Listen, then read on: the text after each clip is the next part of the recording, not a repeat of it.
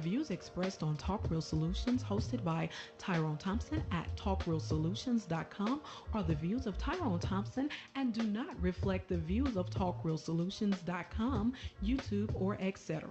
The content here belongs to Talk Real Solutions and its many contributors. Views and opinions expressed by all contributors belong to them and not talkrealsolutions.com or Tyrone Thompson, the host, or etc.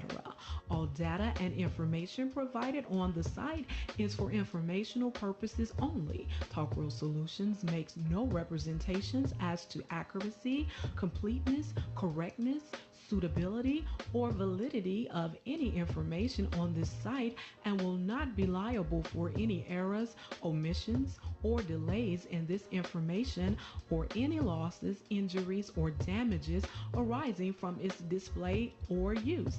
All information is provided on an as-is basis. All right. Welcome to the show. This is Talk Real Solutions, and I am your host tonight, this Thursday, Tyrone Thompson. I want to thank you for tuning in. Today is January the 25th, 2024. Can you believe that? January the 25th, 2024. And I want to invite you to go to talkrealsolutions.com. And on there, you will find the 3-point plan to Black empowerment and financial freedom. It has 3 points. The first point is to get together with like-minded people. The second point is to stop all unnecessary spending and save your money. The third point is, as a unit, invest or save your money in a verified institution, verified and trusted institution. And a great goal would be for you to open a Black-owned business. And right above the 3-point plan, you have a link to African American owned banks and credit unions. We could all start moving our money to these institutions to start practicing group economics today. And check out the rest of the links and articles on the website. And if you want to participate in the show tonight, all you have to do is call the number. It's in the description. And I'll get you on the line. It's 1717 908 1834. And we'll open the lines for you so you can join the conversation tonight. That's if you want to join, or if you can take the heat that I be dishing out. Some people just can't, and they refuse to have an intellectual conversation with someone such as myself. And I get it.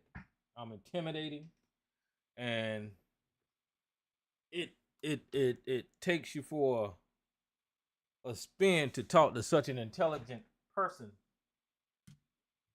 and have all of your conspiracies shot down. Hold on.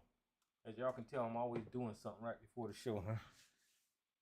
And it takes a certain type of person to try to have an intellectual conversation with someone such as myself. And I understand why these conspiracy people and these political conspiracy people, I understand why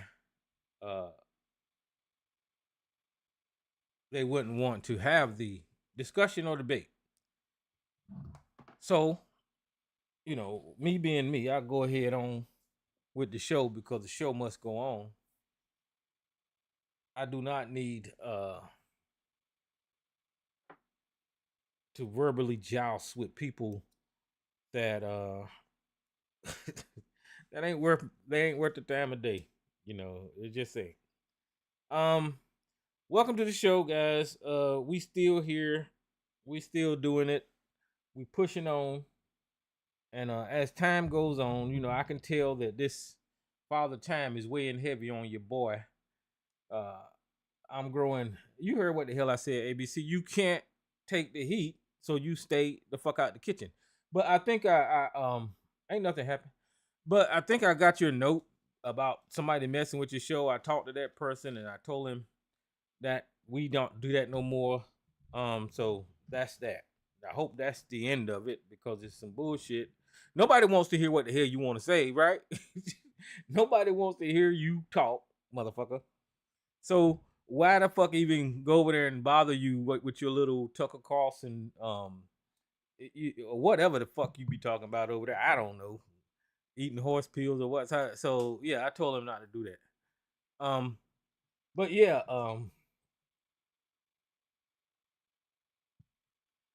you also got a guess. Well, you and your guess is crazy. That's if anybody wants to join you for a conversation, they're just as nutty as you are. That's a fact. I don't know how else to put that. But welcome to the show, ABC Jermaine East Coast. Uh guys, like I always do, I'm shooting from the hip tonight. I never really prepare to speak on these topics that I speak on every week, and I rarely go back and listen to what I say. So I don't know if it's a bunch of rambling that I put forth or not, but I do know it's pertained around the black community and politics, you know. So that's where I'm at now. I'm trying to stay away from the religion and all of that kind of stuff because you know we got people in our community that has really soft feelings, and you know they get hurt when you talk about their beliefs and all of this kind of stuff, right? Their dogma, if you will. You know, I used to talk about dogma all the time. When something, you know, and that kind of relates to your conspiracies and your political views. Dogma. You know what dogma is, and y'all know me. I'll give you the definition. Let me. I think it's showing on the screen. I'm gonna type it in Google. You know, I got the Google machine. There's a definition of dogma.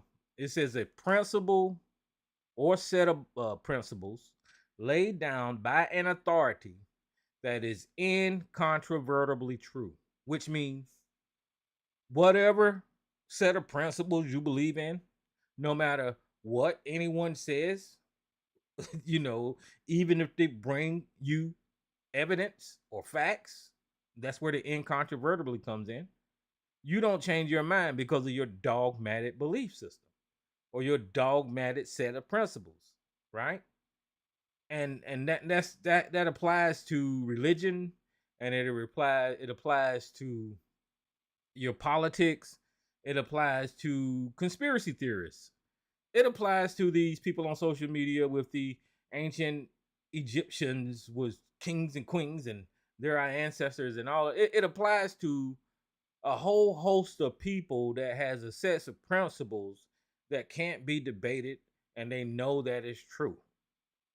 And being that we have a word to describe how these people think, and I know that no matter what I say or the facts that I present to these people, they're not going to change their mind. The only thing that comes out of a conversation with these type of people like ABC or Sarge, right, is a verbal jousting, back and forth. It's funny. Somebody's cussing, somebody's getting loud, but it's never a time to where somebody say, "Aha, I'll accept your facts and evidence, and I could reconsider uh, what I hold to be true." I mean, I'll do it because that's the direction I want to go on.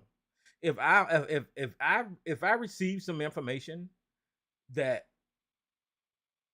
contradicts and proves that contradiction using facts and evidence, I will take that in and I will say, my bad, I'm sorry, I'm going to intake this so I can learn and grow some more. But if you're one of these dogmatic principle uh believing in your conspiracies, or you don't give a shit about the evidence. You don't care about the facts. And the facts that you want to consider are the fact are the facts that go along with your narrative. It's weird to watch. And that kind of goes in line with how I titled the show tonight. Will this insane asylum ever end? Because right now we're living in an insane asylum. Everybody is nutty as a fruitcake in this damn country. Everybody, from the top on down, just nutty, crazy. And you can't tell them no different because of their dogmatic beliefs, because of their dogmatic principles. This entire country that was supposedly found on democracy and freedom of belief and freedom of thinking. These people in power have found a way to remove that from this society. It's incredible. They removed it from the society by feeding you propaganda, by showing you images of Bill Gates and aliens and coming up with all of these bogus claims about how Hillary Clinton drinks blood and funding QAnon so they can grow and put out more and more propaganda. And because the mentality of human beings is so susceptible to these ideas and thoughts, these people in power know it's very easy to persuade large numbers of people. And being that they've accomplished that mission,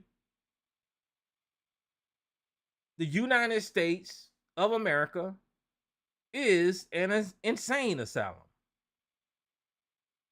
And it's kind of scary, because I'm not talking about the extremists on either side, right? I'm talking about the people that you see every day. Your police officers, your school teachers, your doctors, the person who drives the school bus, the person who drives the city bus, the factory workers, the restaurant workers. Every fucking one of them is nuts. The majority of the people in this damn country is crazy as shit. That is a fact. So to have a conversation with someone about their principles in this country at this point in time without them being able to do some type of critical thinking on their own, it just don't happen nowadays.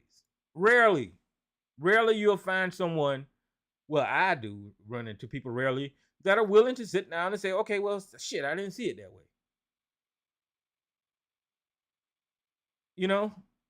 Rarely am I able to find someone to hand me something and say, oh, okay, so if we look at it like that, then this will be the outcome.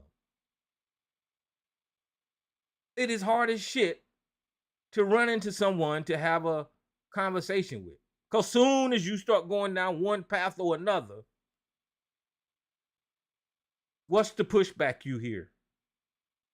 Say it with me. Oh, you are a Democrat. Say it with me now.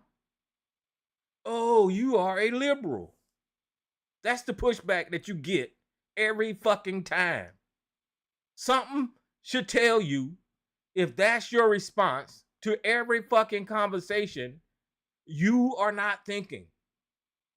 Because everyone that you talk to cannot be a supporter of the Democratic Party just because they view the world different from you. That's retarded. That's retarded. I'm sorry for using that word. That's insane. That's insane. Everybody that you talk to supports the Democrat. Is that what you're because they don't believe or think like you do? because they're bringing you evidence and proof of their evidence, everybody supports the Democrats? Yeah, that's crazy. That's crazy. But that's the country that we live in now. That is the country that we now occupy,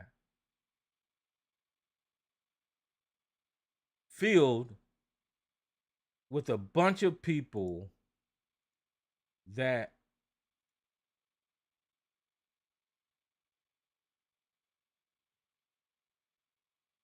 don't mind displaying how freaking foolish they are.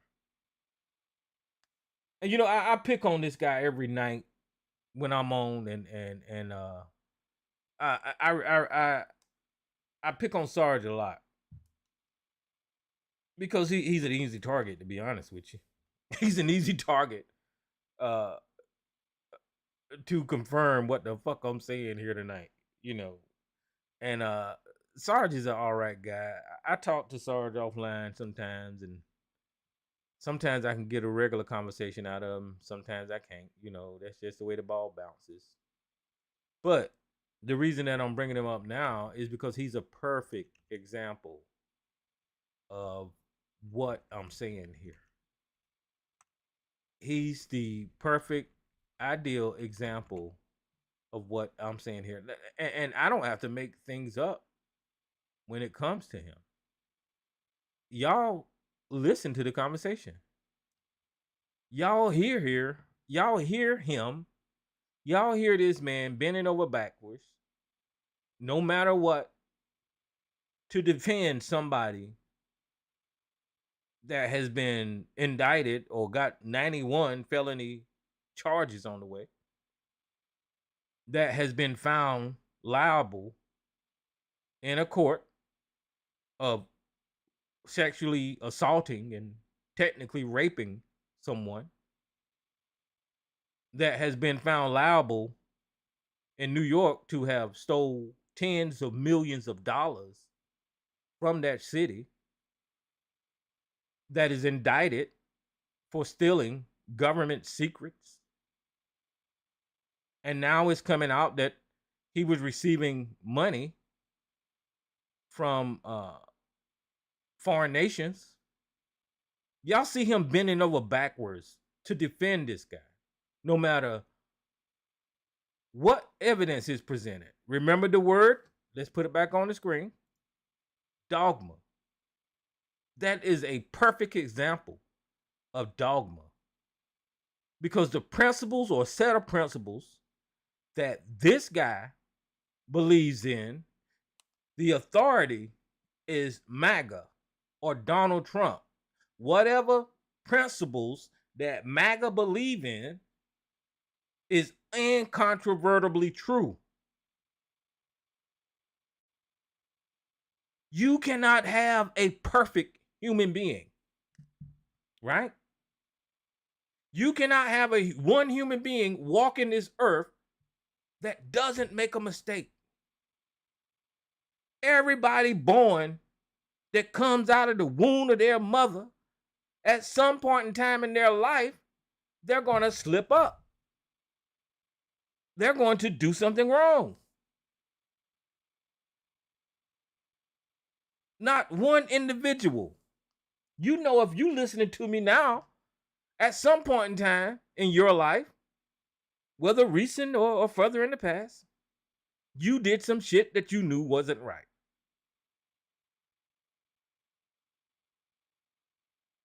Now, how big or small that thing was, I don't know. And I'm not accusing anybody of doing anything as horrendous as what Donald Trump did. I'm just saying no one is perfect. But whenever it comes to the conversation about the lying, cheating, sexual abuser, the documents, the federal document stealing, scammer that scams his people. He scammed people that was donating to him freely out of money. by creating a method of payment that automatically continued to pay him, even though that wasn't the consumers or the customers' goal. It wasn't to set it up on auto draft, but he set it up in such a way to where he would continue to steal from people without their knowledge. This guy who we've seen try to overthrow the greatest democracy in the history of mankind. We heard him on the phone calls telling people to ignore the Constitution. This guy, Sarge, is so dogmatic in his ideas and the way that he thinks when it comes to MAGA and the principles of MAGA. Anything that you say, even though it's true and you have facts and evidence, he believes it to be the way MAGA says it is. There is no discussion. He will scream you down. And he will cuss you out. And he will say that you're a member of the Democratic Party whenever you hand him evidence. That's dogma.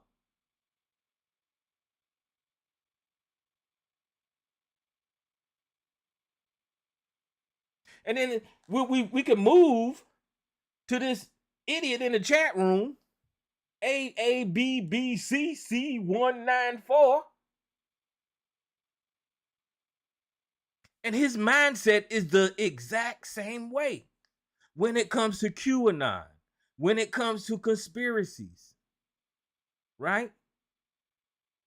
When it comes to the government is watching him. When it comes to somebody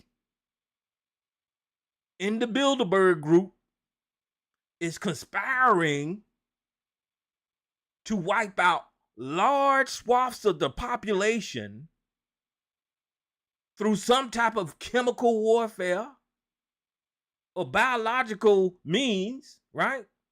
It's the same guy that I had the debates with him about when it came to chemtrails.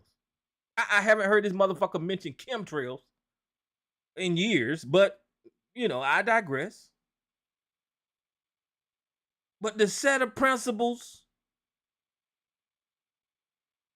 that he believes is incontrovertibly true.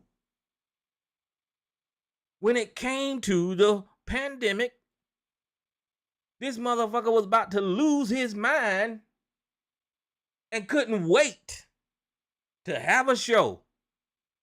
And get Talk Real Solutions struck the fuck down. He couldn't wait. He could not wait to get a strike on his channel promoting his fucking dogma. Even though YouTube said, listen, brother,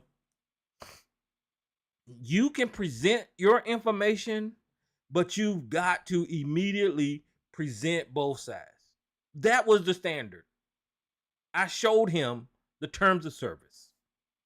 But it was too heavy of a lift for him to say, my quack doctor said this, but this is what the CDC is saying. That's all he had to do. And the videos would not have gotten strike. My quack doctor said eat horse pills, but the CDC is saying that horse pills are for parasites in animals. That's all the fuck. He didn't have to come on here and celebrate like he was having a feast of horse pills and not give the other side. Like it was his birthday party. Take ivermectin. Hydrochlorozone, whatever the fuck that shit Donald Trump was saying. Take that. You had to give the other side according to YouTube's terms of service. You had to have a back and forth. That was in their terms of service because I had to read it because I had to see what violated the, violated the terms of service, and that's what was in. And I shared it with them. I showed it. I said I'd rather for you not to talk about it, but if you do talk about it, then you have to give, your side and CDC side. That's what YouTube want. But he couldn't do it because of fucking dogma. Because the set of principles of conspiracies that he believed in by whatever authority he deemed as the authority was incontrovertibly true. Right? So we got a whole country that is fucking insane. And I'm saying the majority of motherfuckers. I'm saying the majority. Some on the left is just as nutty. Because when you're looking at the left, they're not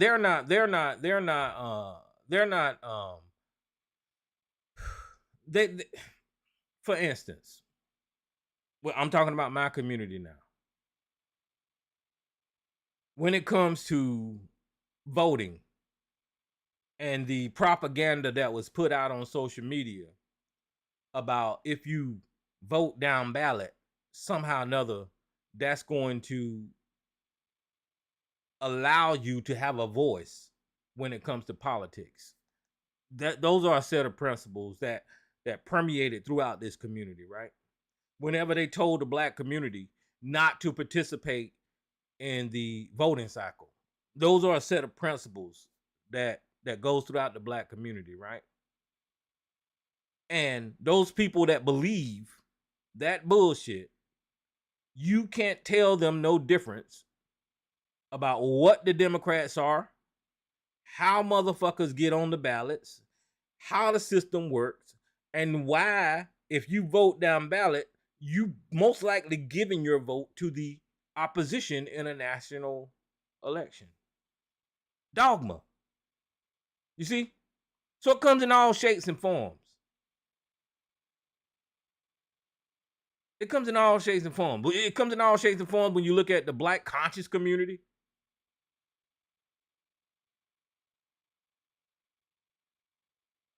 And and these alkaline diets, I'm going to shut up about that, but because people get sensitive about all that, humans evolved a certain way eating certain foods. I'll touch on a little bit, but we didn't evolve. See, back in the day when we was becoming humans, we tested and ate all kinds of shit that wasn't no good for us, killed us, right? Or made us sick. So we stayed away from it. Shit that was healthy for us, or we didn't get no problems when we ate more of it, right? And the more stuff we ate, sometimes it helped out our brain, sometimes it helped out our organs or whatever. So go on and on and on through the years. And the foods that we eat, because of science and chemistry and biology, we can pretty much tell what's healthy for us and all that kind of stuff. And whenever people say that the chemistry of the body needs to be alkaline, that's just not true. Because if you took chemistry and you talked about acids and alkaline, you know that the safe places be neutral. It's you don't need to be too acidity or too alkaline. You need to be right in the fucking middle, right? So you don't need too much of either one of them, right? And I'm not saying too much alkaline ain't bad for you, but I'm just saying common sense tell you that in 8th grade science, you seen the goddamn test what alkaline and being acid was, and either side of the extremes ain't no good for you. I ain't talking about nobody. I'm just telling you what chemistry teaches you is that you need to be neutral in order to be all right. And that's as far as I'm gonna go with it. All this other dumb shit that people talking, I'm just saying, but that's some more dogma, right? That's some more dogma. People believe that shit. People believe that shit. In our community, we have, of course, the biggest dogmatic institution is religion, of course. You know, and all we do is we believe in those principles, and we barely live up to them, and we wait around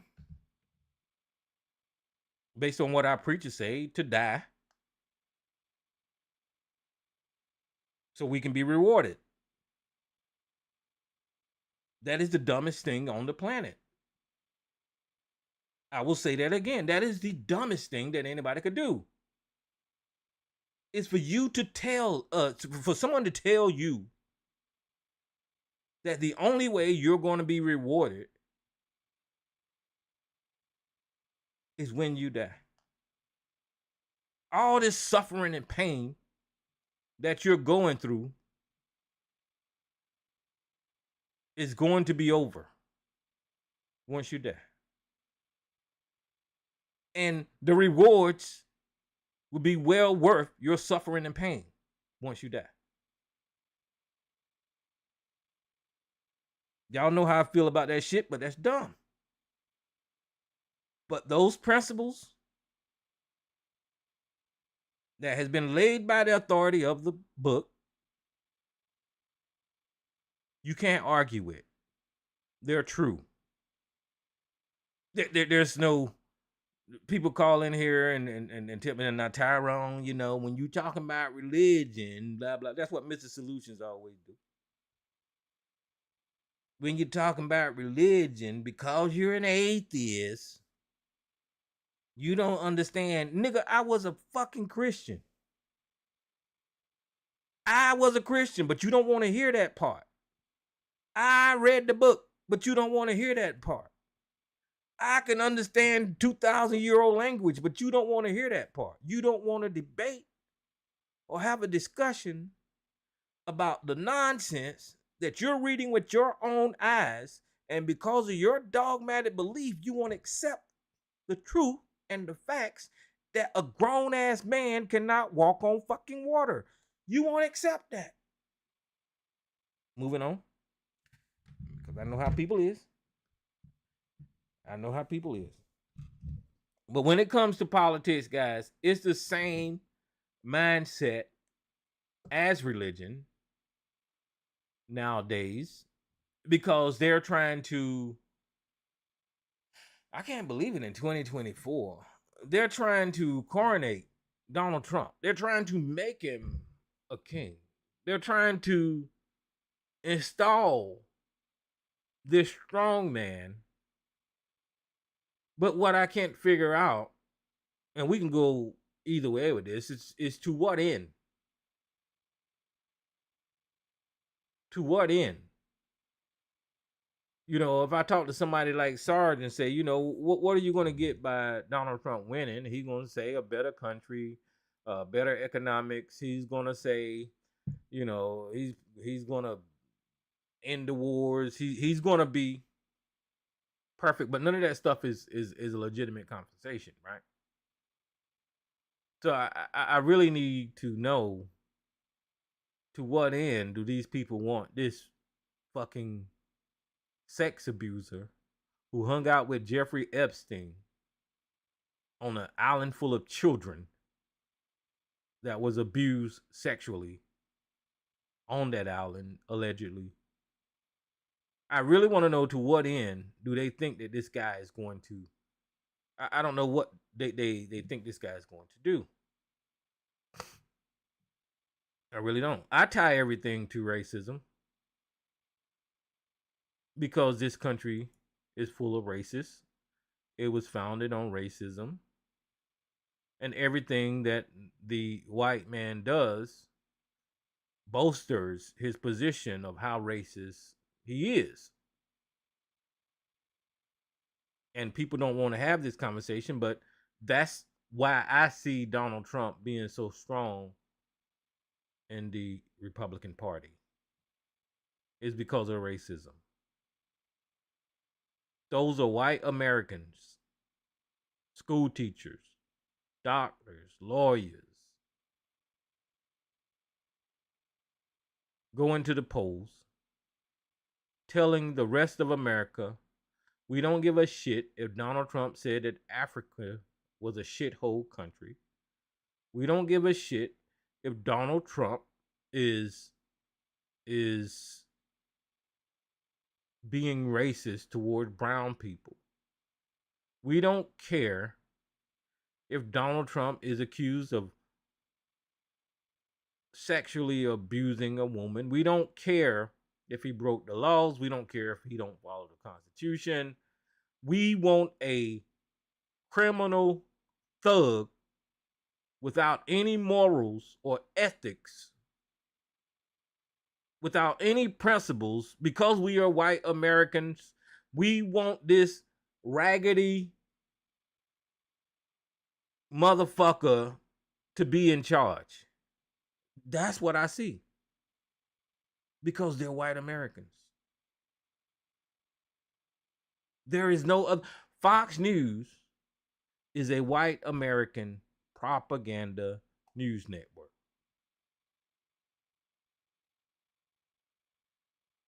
Fox News is a white America propaganda news network. And without Fox News promoting the propaganda for this white man to win,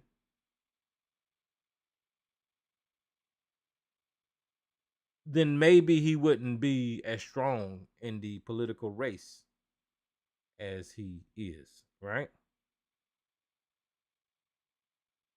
So I'm just sitting up here thinking as I go along, and I that's the only answer.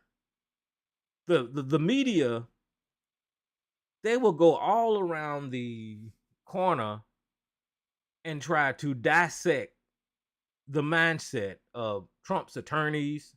They will try to break down how Donald Trump is thinking. They will try to have a political discussion about a fucking racist and make it make sense through the eyes of their viewers, right? That's what the mainstream media does.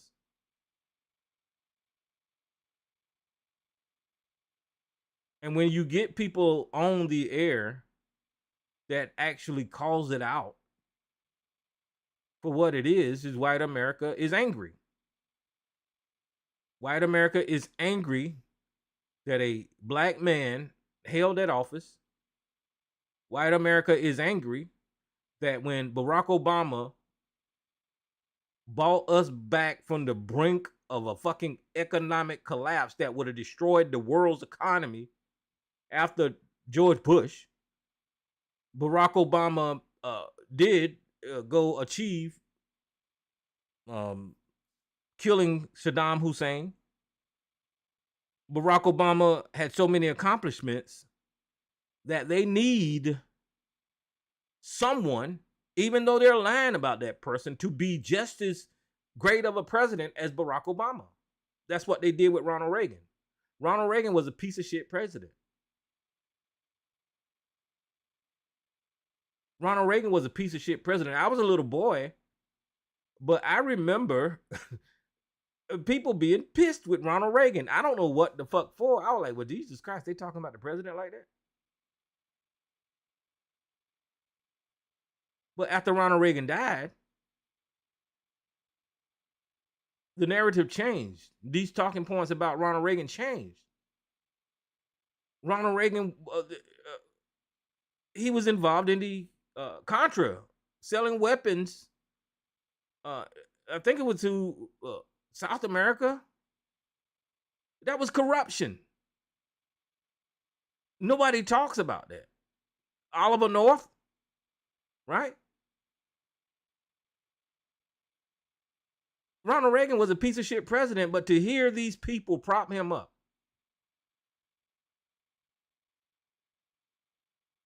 they have to prop up that white man. And they're doing the same thing with Donald Trump while he's in office. And the only people that will probably ever repeat these lies about Donald Trump is the Republican Party, because we see this in real time. What's going on? We see it, and it's getting covered on social media. How terrible this guy was as a president, and how fucking horrendous he is as a human being. So it's not going to work. The propaganda is not going to work. But you got these stooges out here like ABC and Sarge that will carry the water for his master and try to continue to prop him up. You know, and you know, it's a both sides thing. So I was talking about Barack Obama. Now, here's the problem with black people, right? Barack Obama was the first black president. All of these years that we've been in this country, and we've talked about not achieving, we've talked about not making it, we've talked about, you know, all of these things, and there's this one black person that makes it.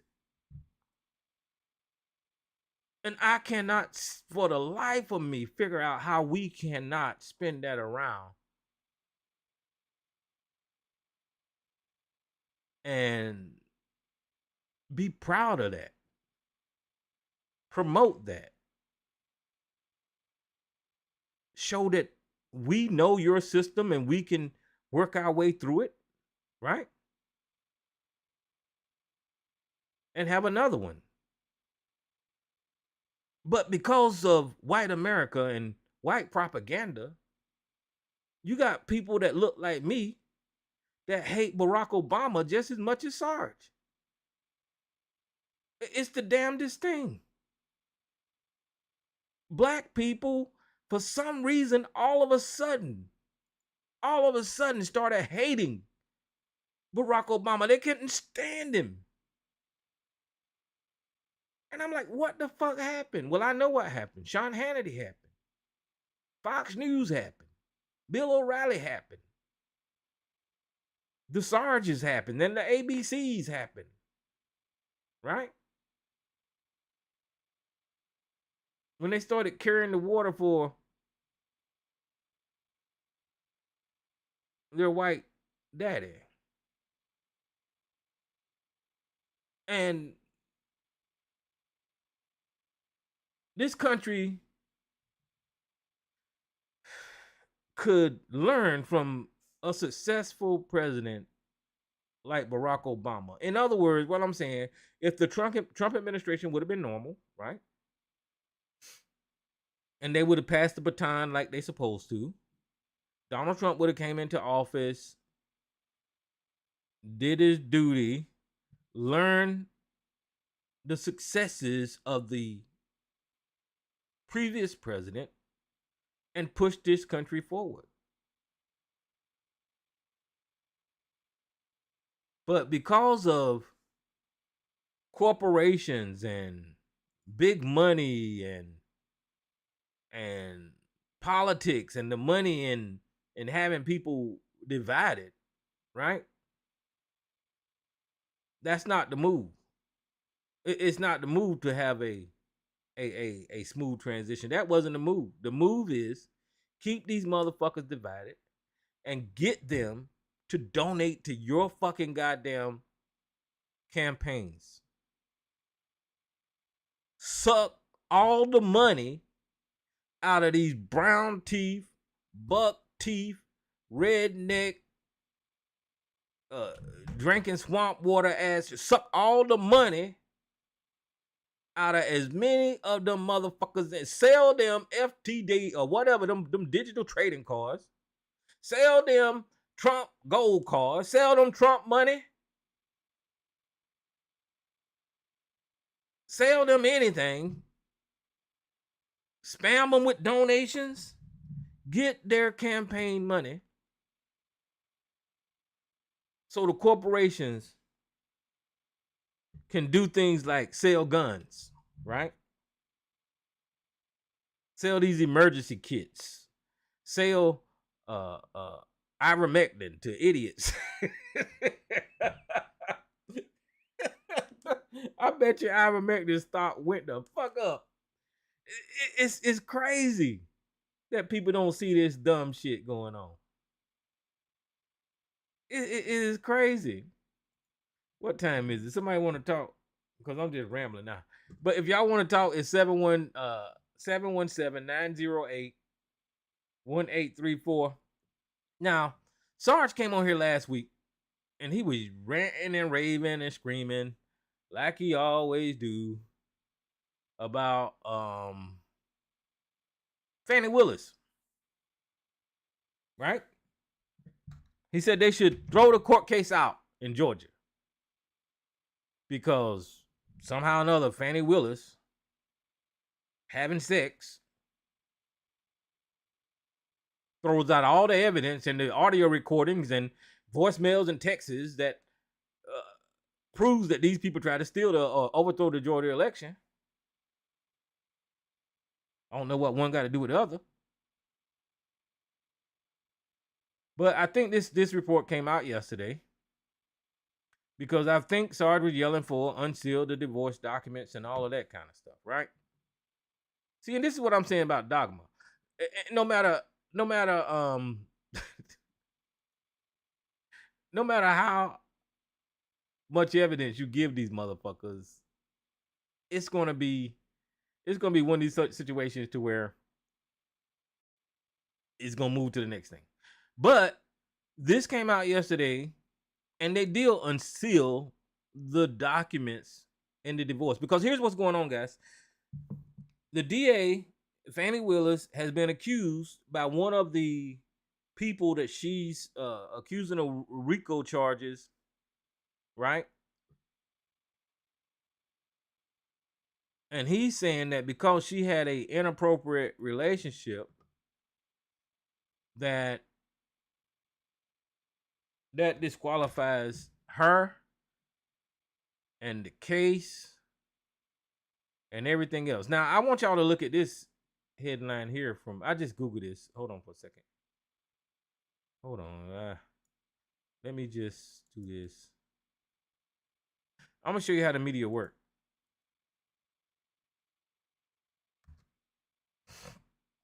So these headlines was from last week or so, right? Saying how the romance could derail the Trump case. How the alleged office affair could derail the Trump election. Trump lawyer Fannie Willis says racial bias in Georgia election case. All right. But it was going to town with all the headlines about how this Trump case could be derailed. Now, this ain't making headlines like that. And what they were saying is that Fannie Willis and that guy having an affair would disqualify her from even holding a case, right? Because she was having an affair with a married man or whatever it may be. So they unsealed the original divorce documents, and they don't mention the Fulton County DA, Fannie Willis. So we're going to go through this, and we're going to see what's here. The recent unsealed records pertaining to the divorce of Fulton County Special Prosecutor Nathan Wade, is the guy's name, do not provide any new evidence of an improper, clandestine relationship with his superior, Fulton County DA Fannie Willis. But wait. The person that's on trial for the RICO charge, because he's a white man, he points at that black woman and say, them two over there having sex. And if them two Negroes is having sex, that disqualifies those Negroes from holding me accountable. So we need to throw all of this out. That's what happened. Wade was appointed by Willis to lead the investigation into Georgia's election interference case, resulting in an indictment of the former president, Donald Trump, and 18 others. On January the 8th, the co-defendant, Michael Roman, a former White House aide, filed a motion alleging a romantic relationship involvement between Willis and Wade. Along with benefiting from the investigation, Roman also requested the unsealing of Nathan and Jocelyn Wade's divorce records. he was going to get him. Michael Roman is one of the 18 that's being accused. And because he's a white man, and he see these black people in Georgia trying to hold him accountable, he's accusing those two black people of doing the hoochie coochie. And because they doing the hoochie coochie, they can't hold me as a white man accountable. Right?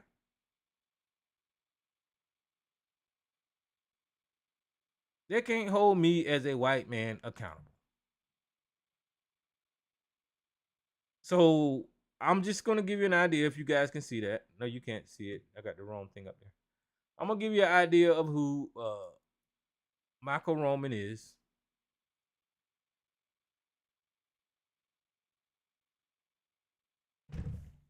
Is that it?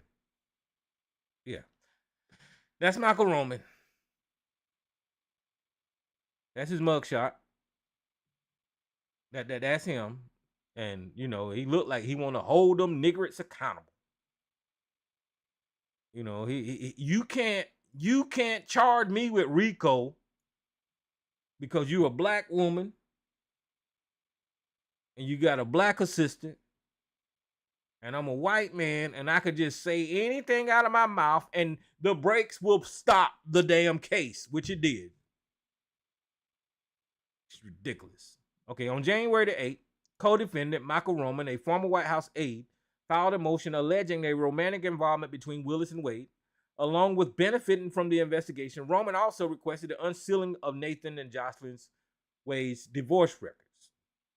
Cobb County Superior Court Judge Henry Thompson ordered the unsealing of these records because a white man asked him to do so on Monday. However, the extensive documents spanning hundreds of pages make no mention of Willis or any other potential romantic interests. Wait a minute. This white man said that that's what they did. That's what he claimed, that, you know, them two black people that's brought me up on RICO charges was doing the hoochie coochie. So now we need to stop the presses, even though I broke the law in Georgia, even though I was trying to overthrow democracy in Georgia, even though I did every fucking thing that Donald Trump wanted me to do against the law in Georgia. We're going to stop the cases because these two black people was having sex. So they opened the fucking records and they don't find any mention of Fannie Willis in the fucking divorce records. That's what he was asking. Right? Nathan and Jocelyn, which is the black guy and his wife, were married on June 21, 1997, and separated on August the 15th, 2021. So they were separated on August the 15th, 2021. Nathan filed a divorce later on that year in November of 2021, right? So if Fannie Willis and that person was having a relationship after November the 2nd, 2021, would that, I'm not saying this is not what it's saying, right? But he wasn't married then. All right. In her counterclaim, submitted on November the 30th, 2021, a comprehensive list of interrogatories included the questions covered financial matters related to Wade, along with personal aspects, including sexual partners and casual meetings with women and other than his wife during their marriage and separation, social media, dating websites, activities, and inquiries about alcohol and drugs. So during the counterclaim, all of these people was listed in the divorce hearing, and Fannie Willis' name ain't nowhere in that filing, in those divorce papers. Nathan Wade responded to Jocelyn's counterclaim in December 21, but according to Jocelyn's attorney, the response was deemed woefully inadequate as it included a few incorporation documents, one bank statement, and minimum answers to personal in. I can't even say that word. I'm sorry, y'all. I'm country. Got too many syllables for me. Over the subsequent 2 years, Jocelyn Wade's attorney repeatedly complained about Nathan Wade's willful refusal to provide the requested documents and answer whatever the fuck that is.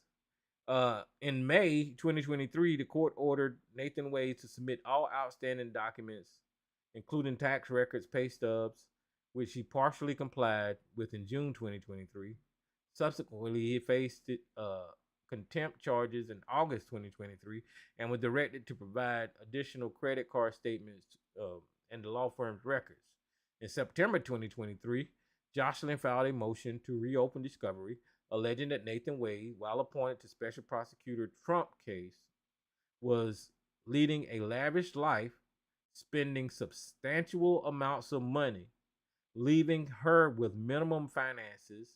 In December 2023, Nathan Wade reportedly produced some outstanding discovery responses revealing credit card statements indicating non-work related trips with Willis. Okay, so they separated in 2021. This guy didn't want to turn over the fucking records to be looked at to his wife. Nathan didn't want to turn over the records to Jocelyn. That has nothing to do with Fannie Willis. That has everything to do with him being hard-headed and not trying to do what his wife said to do in a divorce. I think that's kind of normal on either side. And then whenever he got picked up on this case, it sounded like the wife got a win of him making this large amount of money, right? And she wanted a piece of that. So she started digging and found out that they might possibly have a relationship. So she threw a wrench in the damn game or this case by saying that her and Fannie Willis, him and Fannie Willis was sleeping together because this white man was inquiring about the divorce records. Niggas, boy, I swear. All right, so as a result, Jocelyn served Willis with a notice. That's the wife. Serving Fannie Willis with a notice of deposition on January the 8th. Wade has not admitted to a romantic relationship with Wade, and Wade defended himself in a speech at a historic Bethel AME church. She sought a protective order against the deposition. I think they meant Willis right there because I seen that speech. On which a judge granted her at least temporary. Yeah, they talking about Willis. See, there's a typo. See, when you read, sometimes you recognize the typo. That should be Willis. Okay, the impact of the alleged relationship between Willis and Wade on this case against former President Trump and the remaining co-defendants were 4 have accepted a plea deal, remain uncertain, calls for investigations into the matters have been made, including Fulton County Commissioner Bob Ellis, who sent letters to Willis last week, and Senator Greg Dossal, who introduced legislation to establish special counsel committee on investigation to look into the allegations of misconduct. An evidentiary hearing in the divorce case is scheduled for January 31st in Cobb County Superior Court. Fulton County Judge Scott McAfee has set a hearing to consider Roman's motion to dismiss the case. Guys, if this ain't a bunch of bullshit, these people know that Willis has them by the testicles, right? and they're reaching and scratching, and they seen that the assistant is going through a divorce. And perhaps Willis and the guy did have a relationship romantically. I don't know. They both denied it in this article. So why am I even saying it? Why is the wife saying it? Now, if Willis and Wade went on these trips, was anybody else in the office on the trip? Or was it just those two? These are things I don't know. These are things that was not spelled out in this article, right? And if it was more than those two, then they need to shut the hell up, because it wasn't about those two. It was about the office taking trips. You know, I don't make that kind of money to where I can just go on cruises and shit. But clearly, whenever you're a lawyer prosecuting the goddamn president of the United States, you can go on fucking cruises, I guess. Or buy plane tickets or whatever the fuck they doing.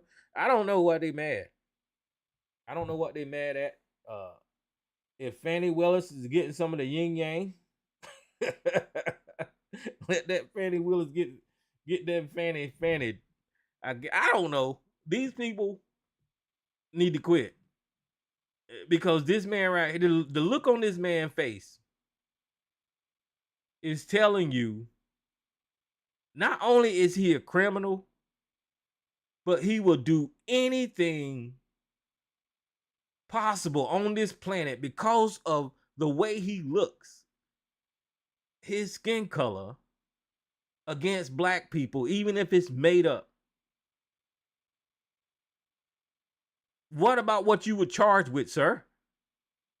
What about you trying to overthrow Georgia's election, sir?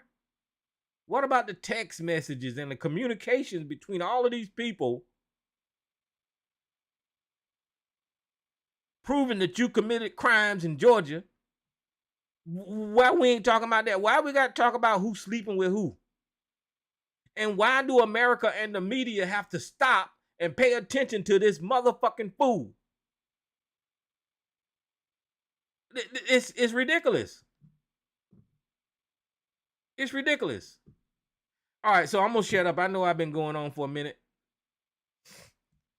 Look like Miss Elisa pushed one, and I'm on. If I can get the lines open, I'm gonna get you guys entertained. Guys, if y'all want to call in to the number, it's 717 908 1834. Y'all call in and I'll let you on the line. Y'all can say what you want to say. Miss Elisa, welcome to the show. How you doing tonight, sis? I'm doing okay. How are you doing, Tyrone? I'm doing all right. I'm doing all right. I'm making it, you know. Yes. Can you hear me well? Because one of my earpieces is still not working. Yeah, I can hear you. Okay, great. I missed y'all last week. I got the flu shot, which I shouldn't have because it was too late. Got sick. I woke up. It was 3 o'clock in the morning. Yeah, that I flu don't know shot about will do that to you. Yeah, that said put me out. I even had to chill. This morning I was as if nothing had happened. Yeah, that's it. But so they said put me out. I heard that you talk about that Fannie Willis. Something that was a friend of mine, and they were like they just wish his wife, but his wife is ex right now, had waited. Was trying to do to see if there was some monies or whatever like that. You could have still went at, but they still fussing and fighting, even though they're not together. So people have them kind of things in divorces. It's just, I just hate that it came up now. I don't think it's going to make much of a difference, but I just still wish, it hadn't I come think up that now. guy is just trying to reach for anything right now, because everybody that's involved in Yeah, this case know that Fannie Willis got them. That's why you have four yeah, people they try know. to offer a plea deal, and this guy right here is just reaching, and he know if he bring up sex and scandals, everybody's ears will go up, and that's what they want to talk about. Yeah, just trying to, to to he's just trying to throw this monkey wrench up in there to change the narrative a little bit. That's not gonna matter. And I think most people with a brain knows it's not going to matter. But if you muddy the waters, he's still going to get what he's still going to get convicted and everything else, whatever it is that they're going to do to him. But this is just to muddy the waters and have people talking about some other stuff than what they should be talking about. I hate it came up now, but you know, it came up. So what you gonna do? Because I really haven't been following it. I'm glad you brought that. You just brought up those articles because I kind of just closed it out. I didn't want to hear any more about it. Yeah, You when I know, first heard it, I was shocked. I was like, okay, well, I don't know where they're going with this, but with my experience of getting news, I know I need to wait, so I hear some more. So I'm glad that yesterday they put this out, and I don't know how they're going to spend it, but they're probably going to still use the affair if there was an affair.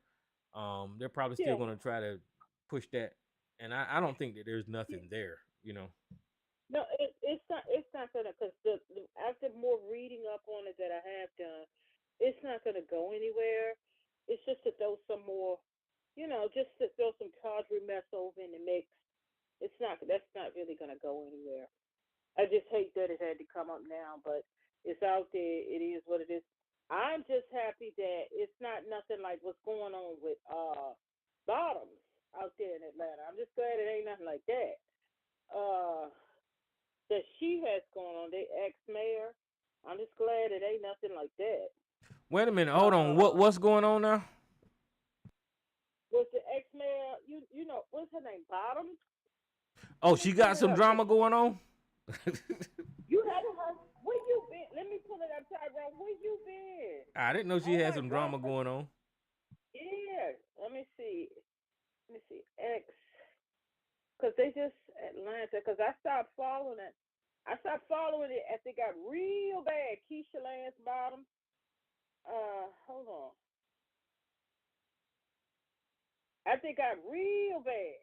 I was like, who? You remember how bad that mess that went on with the mayor in Baltimore? I remember we were talking about that. Right. But Keisha Lance Bottom, I was like, oh my God. Wait a minute. Okay, I'm pulling it up.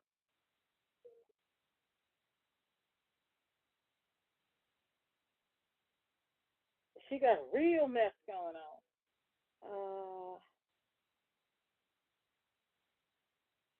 I'm Atlanta Mayor. I'm trying to find the most. Hold on. I'm trying to find the most current. Because after I heard a little piece on the news,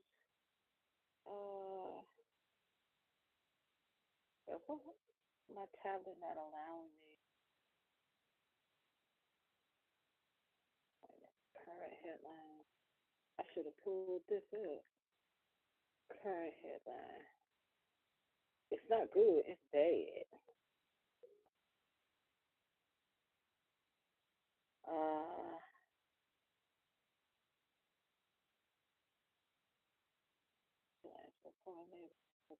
Was it something about some macaroni and cheese? No. Hold on, I'm looking too. I don't know why her stuff isn't coming up. Hold on.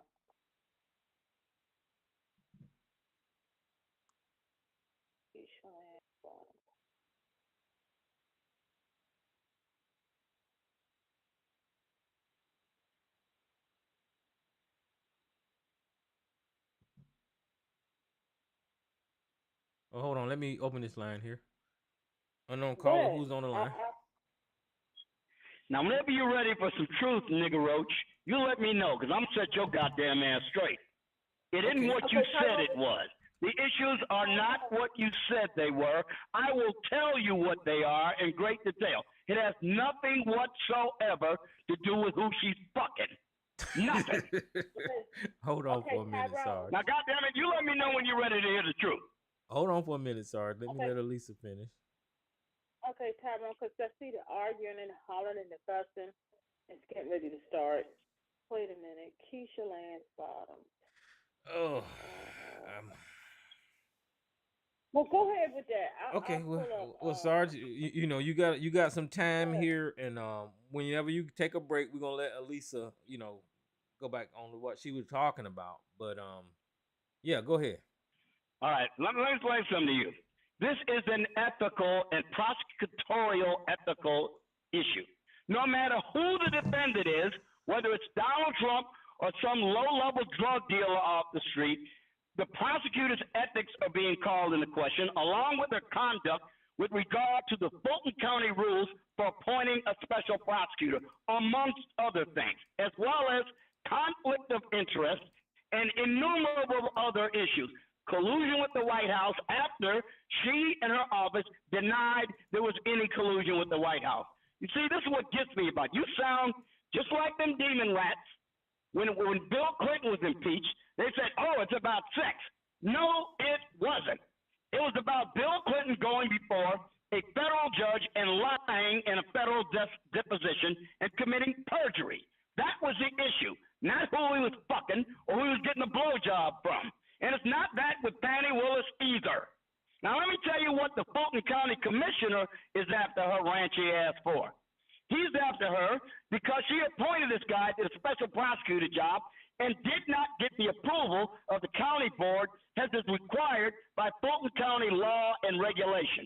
She did it on her own by appropriating, get this, federal COVID money. She took federal COVID money, apparently, and used some of that to pay this guy. And to say nothing of the fact that she is, in fact, screwing the guy. Money is fungible. So whatever money he got as special prosecutor, which, by the way, she lied about it in church, when she gave that pathetic little excuse, rationalization excuse, in court, she lied about it. She said that she paid him the same as she did the others. She's a liar. We got the records for Fulton County under the Freedom of Information Act. She was paying him $100 more an hour than she was paying everybody else. To say nothing of all the other funds she's disbursed to this guy. She's a liar. She lied, in fact, about the thing. This is what gets me, man. This is really pathetic. She got up there and she said, nobody expects black women to save the world and you don't allow them to stump shit. I ain't never for one goddamn microsecond ever expected some black woman enthralled to the demon rat party to save anything. They're only going to screw everything up. But it was pathetic to hear her say that she should be excused from doing this shit because white people done it too. That literally was the core of her defense in that silly statement she gave in that church. It is about ethical misconduct, and it doesn't matter who the defendant is. And by the way, just to correct you, specifically, the defendant who raised these issues and these motions was not Donald Trump. It was Roman, one of the defendants in the fake elector charge, which is separate from the charges against Donald Trump. So get your facts right. I said that. You wasn't listening. Yeah, no, well, stop saying it's about Donald Trump. No, well, it is. Now, yes, is he going to benefit from this? Yes, he might benefit from it, but there's no reason why he shouldn't. And by the way, one last thing. Even if Fani Willis is recused from this case, unless the judge dismisses the charges without prejudice, a new prosecutor is free to reinstitute them. Unless the judge dismisses the charges with prejudice, they can start the case again just with different prosecutors. So get your facts right before you start blathering and running your mouth. Your audience would benefit from the truth and the facts rather than your dumbass interpretations. Sorry, let me ask you this. Did a grand jury come up with these charges and indict these people on this election fraud deal? See, you didn't pay attention to the goddamn thing I just said. Listen, I'm having a show, and I'm asking you a question. You're literally changing the subject. Okay, I'm trying to have a conversation with you. If that's what you want to do, then I'll answer it. If you want to change the subject, just let me know. We've got a new subject now. But you're literally changing the subject whether it's responding to anything I just said. Well, answer the question. All right, I'll answer the question. A grand jury indicted him. Yeah, and I've looked into that grand jury, and I have my suspicions about the grand jury with the crazy Wiccan foreman for a woman who's a Wiccan giggling about it.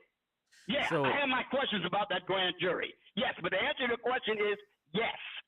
So if Fannie Willis, if it goes the way that you're trying to say it should go, if Fannie Willis get disqualified and the case get dismissed, then because the grand jury came up with these charges for these people, does that mean that they didn't commit the crime? You are really changing the subject. Of course, it doesn't. Not in Okay. and of itself. The indictment has to be proved beyond a reasonable doubt by the prosecutor. And I've read that indictment, and I've read the law, and I have my doubts that they're going to be able to do that. So you're Especially in saying view of the fact of all the evidence that Donald Trump's side is going to be able to present, that at the very least will indicate that he had every reason to believe there was massive election fraud in the Georgia election, whether there was or not. Sarge, There's the evidence he has to believe that the basis upon it indicates he could not possibly have okay, committed calm down. fraud Calm down. insofar as he did not believe what he was saying. Sarge, calm down. Listen, brother, you just got on here, and this is what you call Roman. You call Roman a fake elector. Did you not call Roman that? I didn't call him that. I said he was accused of it. I said in the fake elector case. I don't think he was a fake elector. There is no such thing as a fake elector when you do it the way he did it. It's called an alternate slate of electors, as was done in 1876, as was done in 1960, as was done in any number of other elections in American history. And as they pointed out, will you listen to what I say, or do I have to yell at you louder? And as they pointed out in this case, in Georgia, there is no alternate slate of electors, Sarge. That's the problem. Sir, there always is. They're when not. there is a legal challenge to an election, when there's a legal challenge to a presidential election, and they feel that there is an alternate slate of electors that can be considered by Congress and sent back to the states for reconsideration, that's what this done. There is such a thing. I will tell you again, the Electoral Count Act of 1877 came about as a direct result of that belief. Hold on, I heard Elisa trying to get in there. Go ahead, Elisa. Oh, yeah. Now, I know you don't know anything, but you really ought to start researching the matter. Listen, brother, I ain't trying to argue with you. I mean, it throws it off, but I know, because you can't. Not meaningfully. Okay, but go ahead, Elisa. Tyrone, what we were talking about, like I was saying, this tawdry mess about an affair and everything that was put out there. It was put out there. What we just heard, everything from SARS, that's why it was put out there. Yeah. Yeah. Okay. Notice I didn't mention it other than passing because you did. I'm not finished. No, it was brought up week before last. I don't know about last week. I don't like red herring. Hold on, Sarge. You can't talk over any more than you can't talk over people now. Let her get it out. And that's why it was put out there.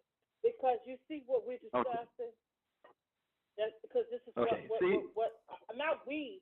I'm not discussing it. But you see what you two are discussing. That's why it was put out there to take, these crooked.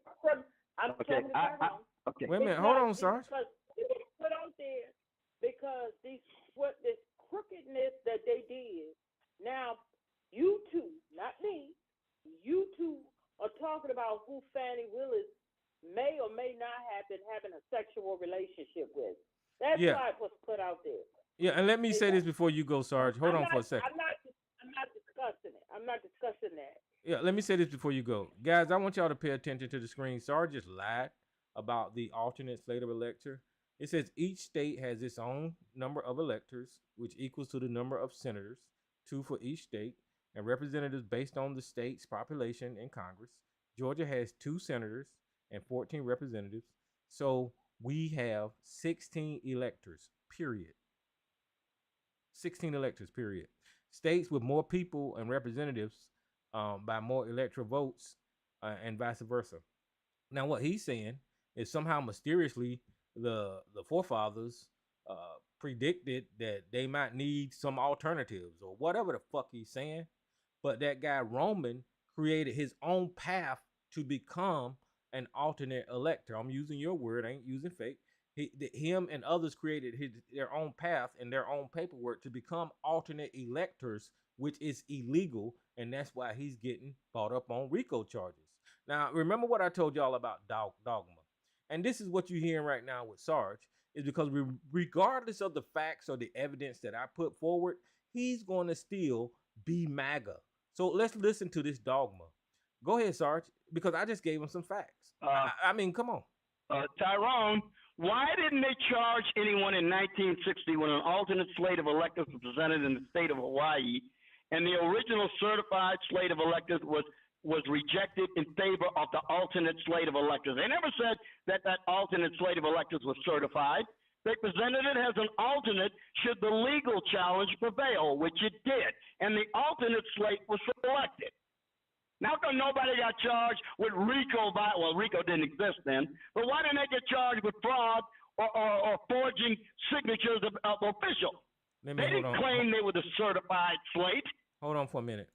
If what you're saying is true about Hawaii in 1960, guys, the way state constitutions work and the way politics work across this nation is periodically the rules change, right? We know that. They come up with new constitution, they come up with new ways and new standards and all this kind of stuff. And Sarge should know this too, if he know anything about politics.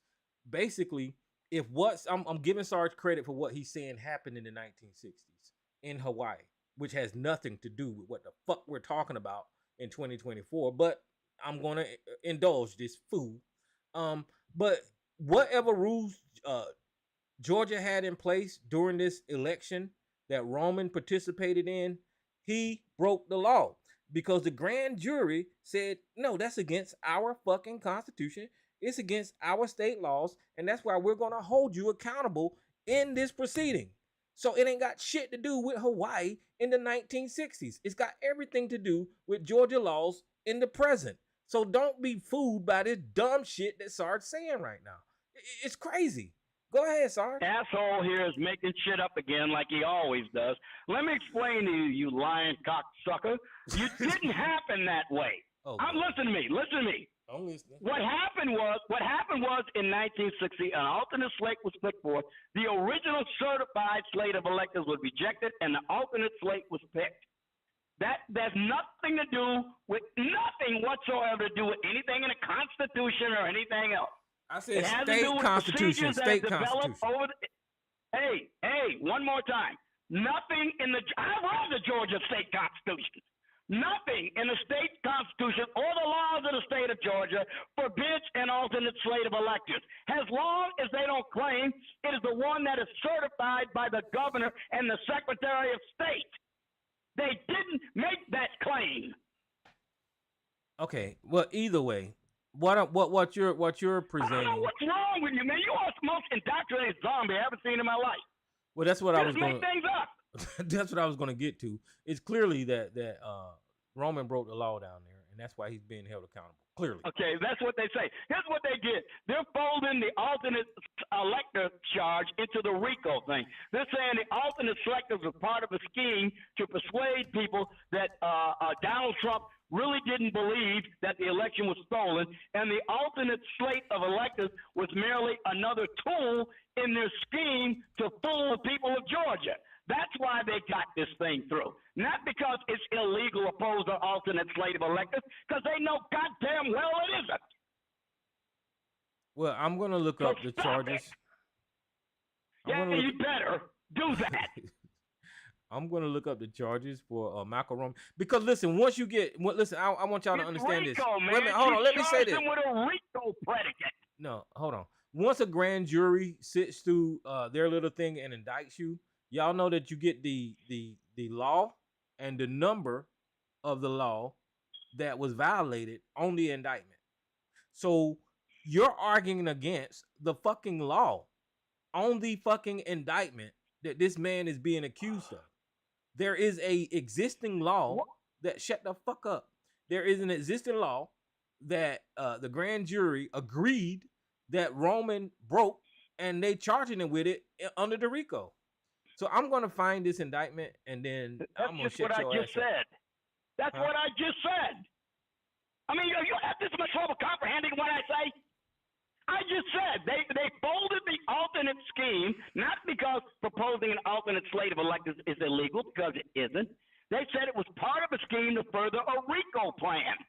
A RICO plan to convince the people of Georgia that this by producing this alternate slate of electors, Donald Trump was trying to convince people of something he didn't even really believe in. So therefore, he was engaging in fraud against the people of Georgia. Okay, That's guys, what I want y'all to said. guys, I want y'all to look at the screen right here, right? It says in the Superior Court of Fulton County, State of Georgia versus Michael A. Roman, defendant, indictment number 23SC 18897. Defendant Michael Roman, motion. That's a motion to admit the grand jury. Oh, hold on, let me find the indictment. Go ahead, Sarge, talk. Let me find the indictment. Motion to dismiss the grand jury indictment. It is not illegal to pose an alternate slate of electors. I don't care what you say. There's no law in the state of Georgia that forbids it. None. Not under the election code. None. Zero. But let me I don't find care it. what That's that his- Bonnie Willis says. That ain't true either.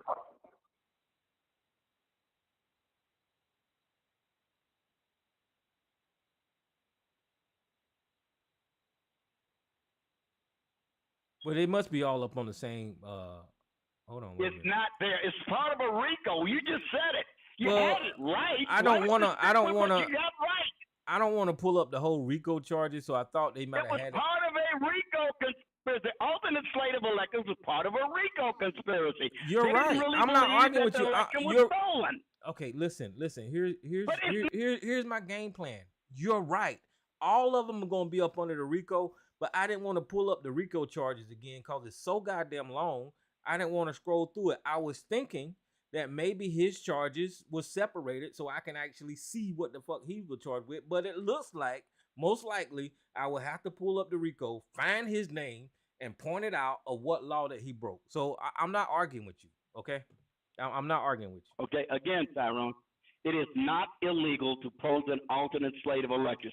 It would be illegal to forge signatures, to forge state seals, and claim it was a duly certified slate of electors by the governor of Georgia and the secretary of state of Georgia.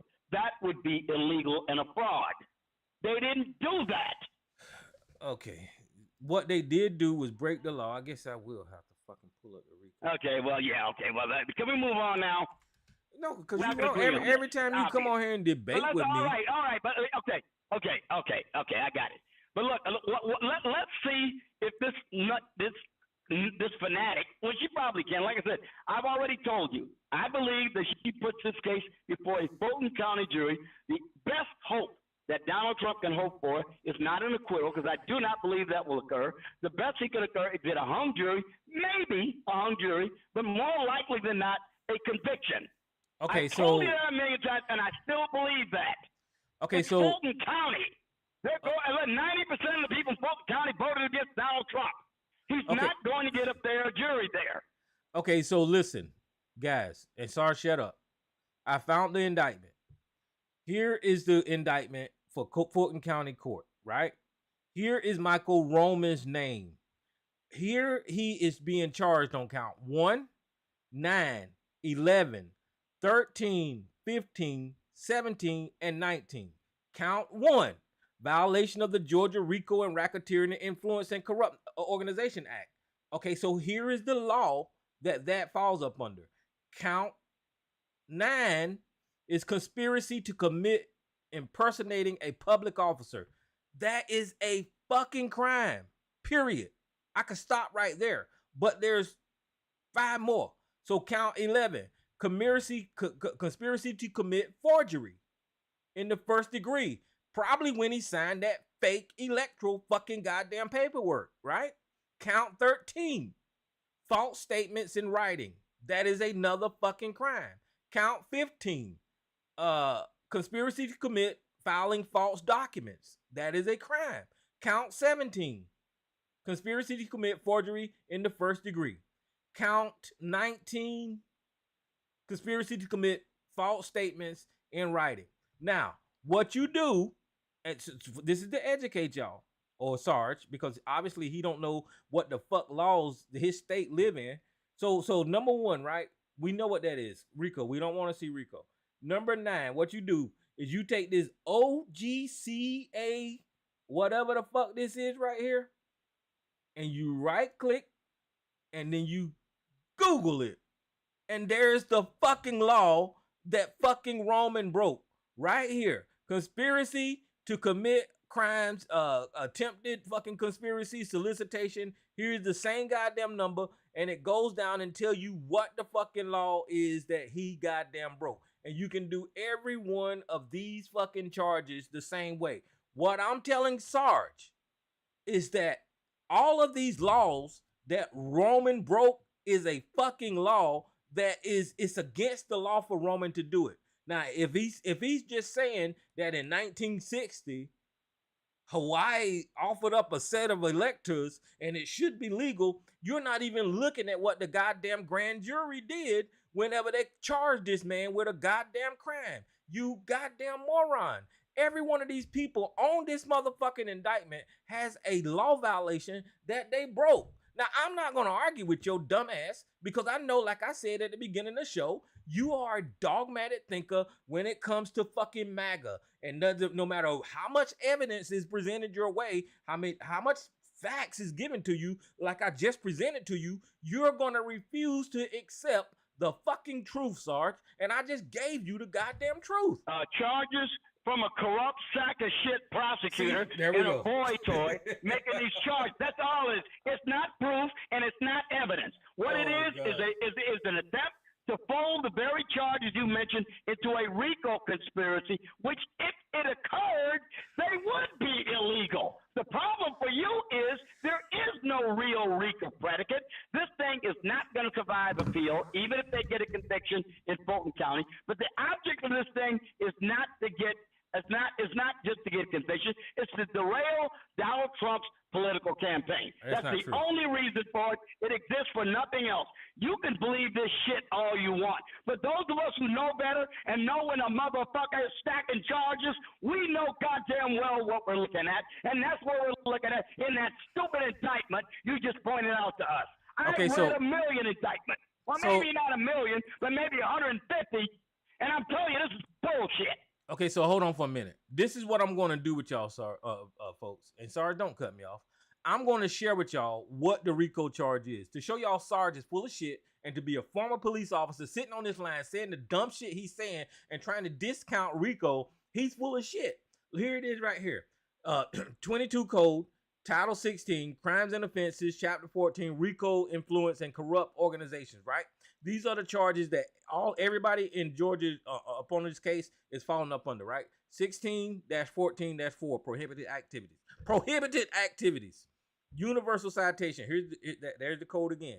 It shall be unlawful for any person through a pattern of racketeering activities to perceive, derive therefrom, to acquire, maintain, directly or indirectly, any interest or in control of any enterprise, real property, personal property, or any nature, including money.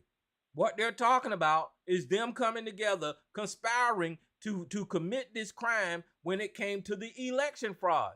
The fucking charges that Roman I just shared with you is accused of. He didn't do that by himself. He sat down with a whole bunch of people and they came together with these fake ass documents. They signed them and they sent them to fucking Washington. Here's B up under that law. It shall be unlawful for any person employed or associated with any enterprise to conduct or participate in directly or indirectly such enterprise through a pattern of racketeering activity. What the fuck is racketeering activity, guys? What is racketeering activities? Racketeering activities mean an act or threat involving murder, kidnapping, gambling, arson, robbery, bribery, extortion, dealing obscene matters, or dealing in controlled substances, substance or listed chemicals as defined in Section 102 of the Controlled Substance Act. So what we're talking about when we're talking about racketeering, are we talking about acts or threats? No. Involving kidnapping? No. Gambling? No. Robbery, arson? No. Bribery? Yes. Extortion? Yes. So it falls up under the goddamn racketeering. Okay, so let's go on.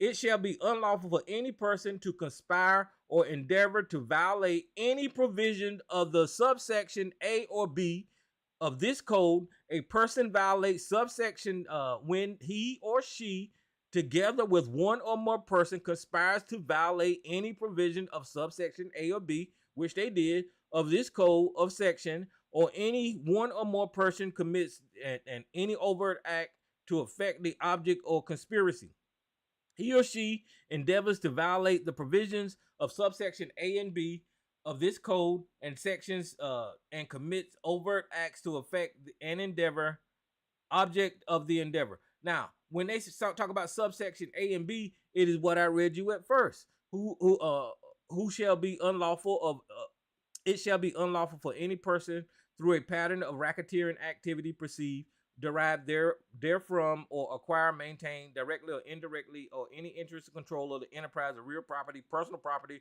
of any nature, including money. So whenever they're talking about real property or any nature, they're talking about these fucking voter fucking goddamn electors trying to obtain the vote or the win for Donald Trump in fucking Georgia. Any nature. It says it right there. Any fucking nature. So Sarge keeps saying racketeering don't apply. It applies like a motherfucker to what the hell they did. And it is beyond me. It blows my fucking mind how this guy can be a police officer and then he make the arguments that he argue. I don't get it. I do not get it. And I'm not even nowhere near related to a goddamn. Shut up. I'm not nowhere near related to a goddamn. 30 pounds of bullshit in a 10-pound sack. Can I respond to it? Yeah, you will when I finish. You will when I'm done. I'm not nowhere near related to a goddamn. What you said. I'm going to respond to it if you let me. You will when I'm done. I'm not nowhere near related to a motherfucking police officer, but I have the common sense and the acumen. Stop bloviating and get to the point. Shut up. I have the common sense and the acumen. Is if I got a question, Google works just fucking fine, and it seems to be batting 1,000 whenever you research these goddamn simple ass terms. Go ahead. All right, one more time. You speak by simply reading a statute and then saying, I've read the statute and the statute requires, well, I'm not going to argue with that because that's what the statute says.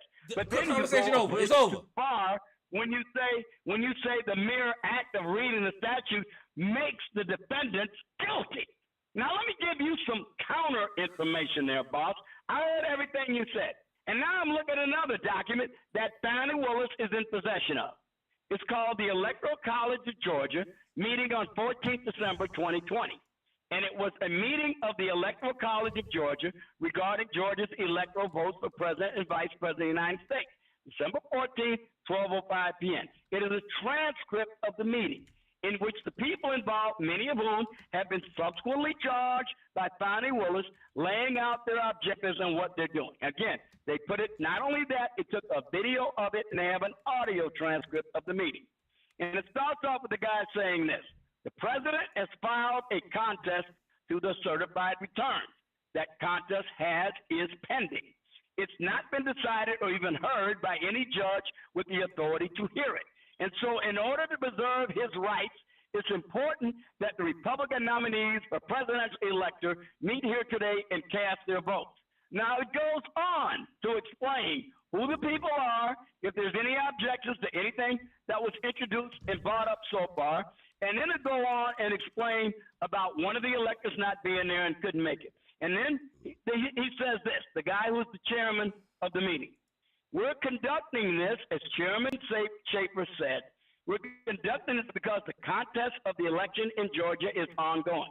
And so we continue to contest the election of the electors in Georgia. So already they're admitting they're electors that are there, that they're contesting. They're not claiming they're the electors.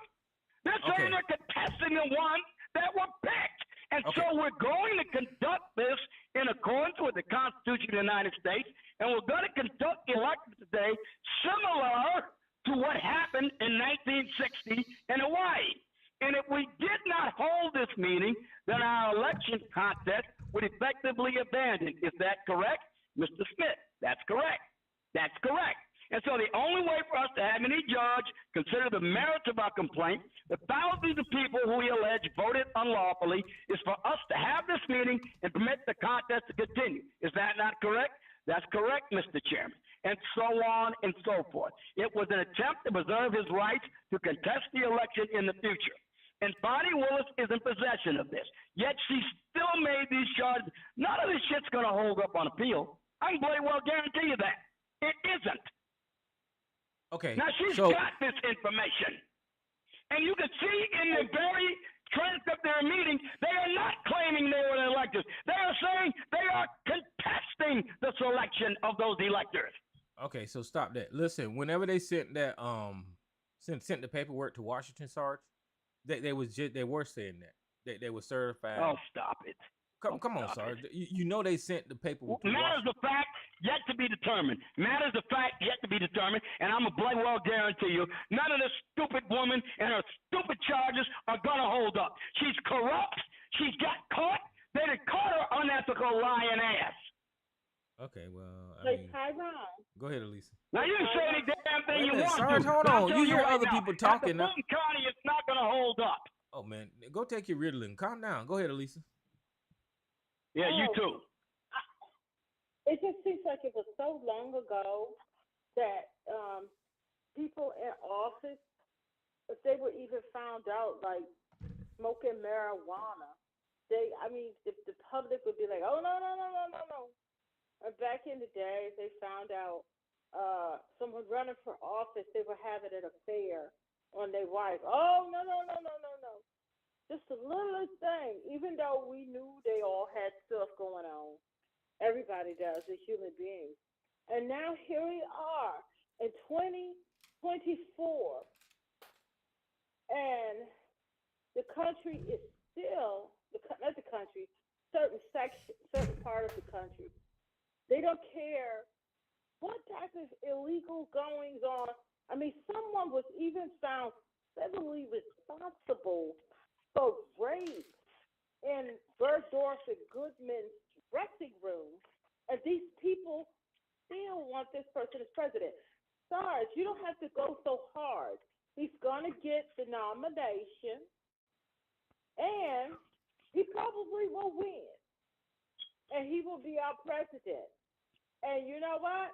When things start to really go left, if TRS is still in existence, I'm be shouting it from the mountaintop as loudly as I can. I told you so. I told you so.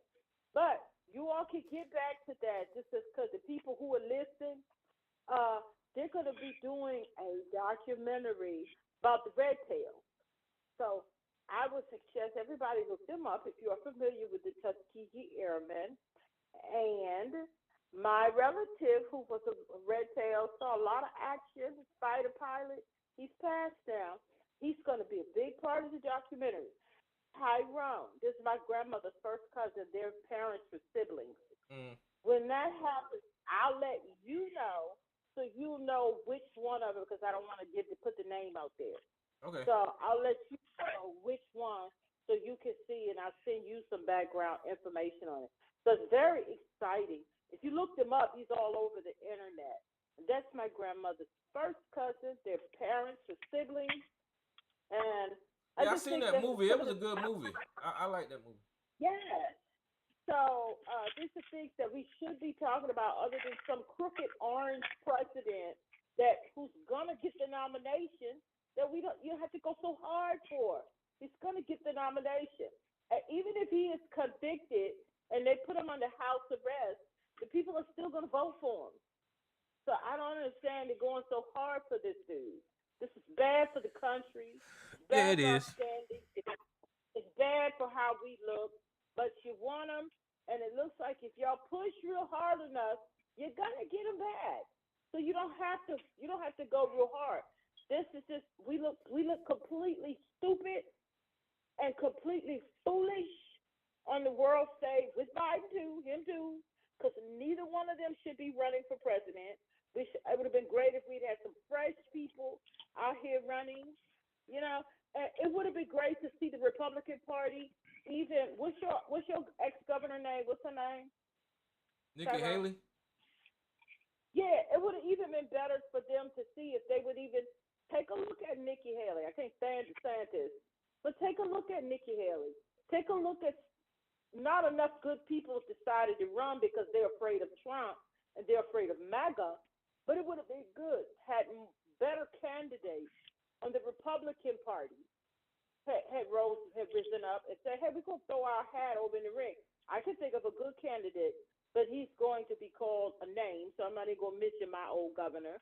And it would have been great had Biden sat his ass down and like he said, just this one term, that we could have all fresh candidates and let's see what they're going to be able to offer to the country, get the United States back on some type of footing on the world stage. Oh, this country, not going to say the country, but the people from this country are pretty sizable segment.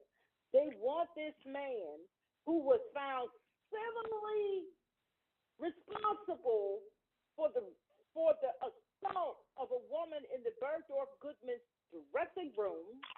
This man who was great friends with Epstein. This man who is a grifter, a liar, and a cheat. They want him back. They want him back. So I don't see the point in arguing over this. You're gonna get him. He's gonna get your nomination, so you don't have to go real hard. And even if he's convicted, I'll say this again. Even they will put a monitor on this man, and he will be running the country under house arrest. That is just how low down the American public has fallen. And I was trying to look this guy's name up. He owns a lot of restaurants. I'll have to look him up. But he was doing an interview, and the person was asking him, "You are such a smart person. You're an intellectual. You're this. You're that. Why are you supporting Trump?" This is a white guy. He's the white. Both of them. The one is Latino and one was white. The white guy, the real rich intellectual. And he was saying, any other time, he said, I would not even think about supporting such a person. He said, but what Donald Trump is offering us as white men, he said, he is there and he is pushing back, in a sense, our erasure. He's pushing back on. He's holding it back. He's holding it back. Us white men still being able to be in control and run everything. That's what Donald Trump is doing for us. Because with so much diversity, and everybody wants diversity, everybody should be given a chance on their own merit. White men never liked competition. That's why they held everybody back. They never wanted competition. That's why everybody was knocked back, held back. And Donald Trump is offering them that. He's going to allow them to continue to stay in control longer. They don't want diversity. They don't want other people to be given a chance to be they don't want competition. So to hear black people, and I've seen other black people argue to the death for this man is absolutely ridiculous. But it just shows you where the world has ended. The United States and the world has ended up in a toilet. The fact that they want this man back, and they're about to get him. So y'all can continue arguing about he did nothing wrong. Fannie, she is a disgrace. She's stupid. She's a dumb. She's idiot. Continue arguing that. Because what that does is throwing our country straight to hell. And I don't see much of a future for this country if he becomes president again. Because a lot of things that people think that this man is going to do, he's going to make it worse. And I'm not talking about far diversity or anything like that. These people want a white ethno state, and they're going to do everything that they can to get it, and that's going to destroy it. Because it's going to destroy all of the gains that other people, other races, black, white, women, whoever has gained. And by throwing us back, and this is one thing that I admired about Lyndon Johnson, who was a bigot. But the reason they had to go head on, because I was reading some of his writings, he said with all of this, the civil rights movement, different things had to happen. in order to keep the wheels churning with the United States, in order to keep the wheels churning for the world to move forward, it's time. We've got to allow other people to do things, other people to compete. We've got to allow other people to have fairness and to have rights if you want the wheels to continue to churn. And that was out the mouth of a bigot. But he saw that the country had to move forward. But then you got these baby boomers with their last ditch trying to drag us backwards. That's what's happening. And there's probably some from the silent majority. Some of them still head is still raising up in that too, trying to drag us back from every little bit of progress that we have made. And if you want this country to still turn, you have to allow diversity. You have to allow white men. They do not want competition. But if you want things to move forward, you got to give them competition. You got to. But go ahead on, baby boomers with this bullshit. That's all it is. Well, I agree with you, and that's why Moms of Liberty. I agree with you. That's why Moms of Liberty is on the scene. That ain't nothing but a racist organization. That's why the book banning is occurring. That's why the conversation about CRT exists. And like you said, it's the white male who wants to continue to be in charge. And that's why I was saying earlier that the media falls short whenever they don't point that out. They try to dissect the politics of it. And that's fine for you to do, but you've got to include the conversation that is leading this movement or whatever, which is racism. You got to talk about that. And there's no media outlet inserting the fact that it's white America, white evangelicals, white women trying to promote racism by lifting up Donald Trump. That's all that is. And we got this fool on the phone that he's a black man in Georgia of all places, that cannot see that. In below the Mason-Dixon line, he's down here in the South with me, and I don't see how you could be so blind not to see what is going on with the history of this country. But for entertainment and you guys in the chat room, I'll talk to Sarge because he's funny and he's loud and boisterous and he's opinionated, but he got to see. Sarge, let me ask you this, brother. For real, this is a legitimate question. And don't give me no talking points with your answer and all that kind of stuff. Like, what will you get out of a Trump presidency? Is your phone muted? Maybe he hung up. No, he's still on here. I'm sorry, I was on mute. I would like to know why what I say is talking points and what you say isn't, because it is. Okay, and mine so is you're deflecting already. But I'm going to answer your question. I'm going to answer your question if you let me. Go ahead. The question was, what will I get from a Trump presidency? Well, here's what I get. This is what I want. I ain't interested in the bullshit you are. We have completely different viewpoints. We're not the same person, nor should we be. You're entitled to your viewpoints. I'm entitled to mine. What I want from President Trump and what I think I will get is a secure border. I think I will get a great degree of deportation of people here illegally right now. I think I will get an economy that is not riddled by inflation. I think I will get low energy prices. I will get a restoration of the trade imbalance between China and the United States. I think I will get Europe to pull its fair share in Europe where they live instead of relying on the United States to take care of problems. I think Trump will do a great deal, restore more stability back to the Middle East, much as it was when he was implementing the Abraham Accords. I can go on and on and on, but I won't, because I'm not a blowhard like you. I don't narrate. Those are the things I expect from Donald Trump and his presidency, and I think I will get that if we reelect him. I don't want the things that you do. Diversity, equity, inclusion is an utterly corrupt and illegitimate rejection of the American aspiration to excellence and merit. I despise it, and I'm glad creatures like Claudine Gay got fired and got rid of, because she epitomize the utter corruption and degeneracy of this horrid concept. Okay. Tyrone, Sorry. can I say something? Go ahead. Can I say this real quick?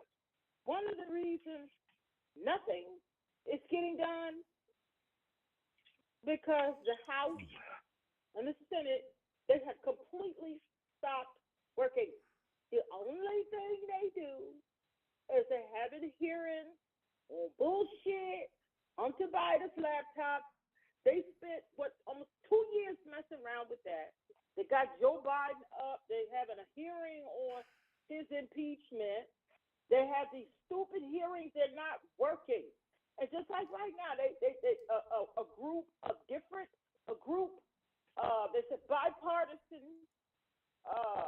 from the House. They're trying to get together to push through some type of bill that will give money down there to the border, hire more agents, different things like that, more judges and things to try to do something with this backlog and mess that they got going on down there at the border that Donald Trump caused. I'll throw that out there. But they're trying to come together. But Trump on the outside doesn't want them to. So the game, they would rather keep that in disarray, to continue playing games, to continue doing nothing. Because everything has turned into game playing throughout our whole political spectrum. So you expect, so an idiot like Trump is going to come in, he doesn't understand half the stuff that's going on. He's not smart enough. He doesn't understand this stuff. Nothing is, Washington has been gridlocked because all of the politicians is playing games. You got the MAGAs drumming up all kind of fake stuff. You got the Democrats being weak. Nothing is getting done. Nothing is getting done. Nothing. That is not Joe Biden's fault. That's not his fault. That hardly anything is getting done. That is House and the Senate with the game plan, the hearings, the Hunter Biden talking about who's wokey woke. All of this, it's just been a complete deadlock foolishness. And the one I know you probably call him a name. Mitt Romney is the only one from the Republicans that seems to don't have a problem talking about it.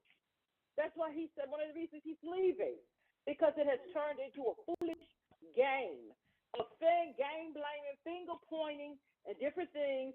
And you got Trump on the outside. You got all these congressmen and senators and stuff who's afraid of MAGA because they want to keep their jobs and keep money coming instead of getting out of office and letting somebody who's going to come and do some work come in now.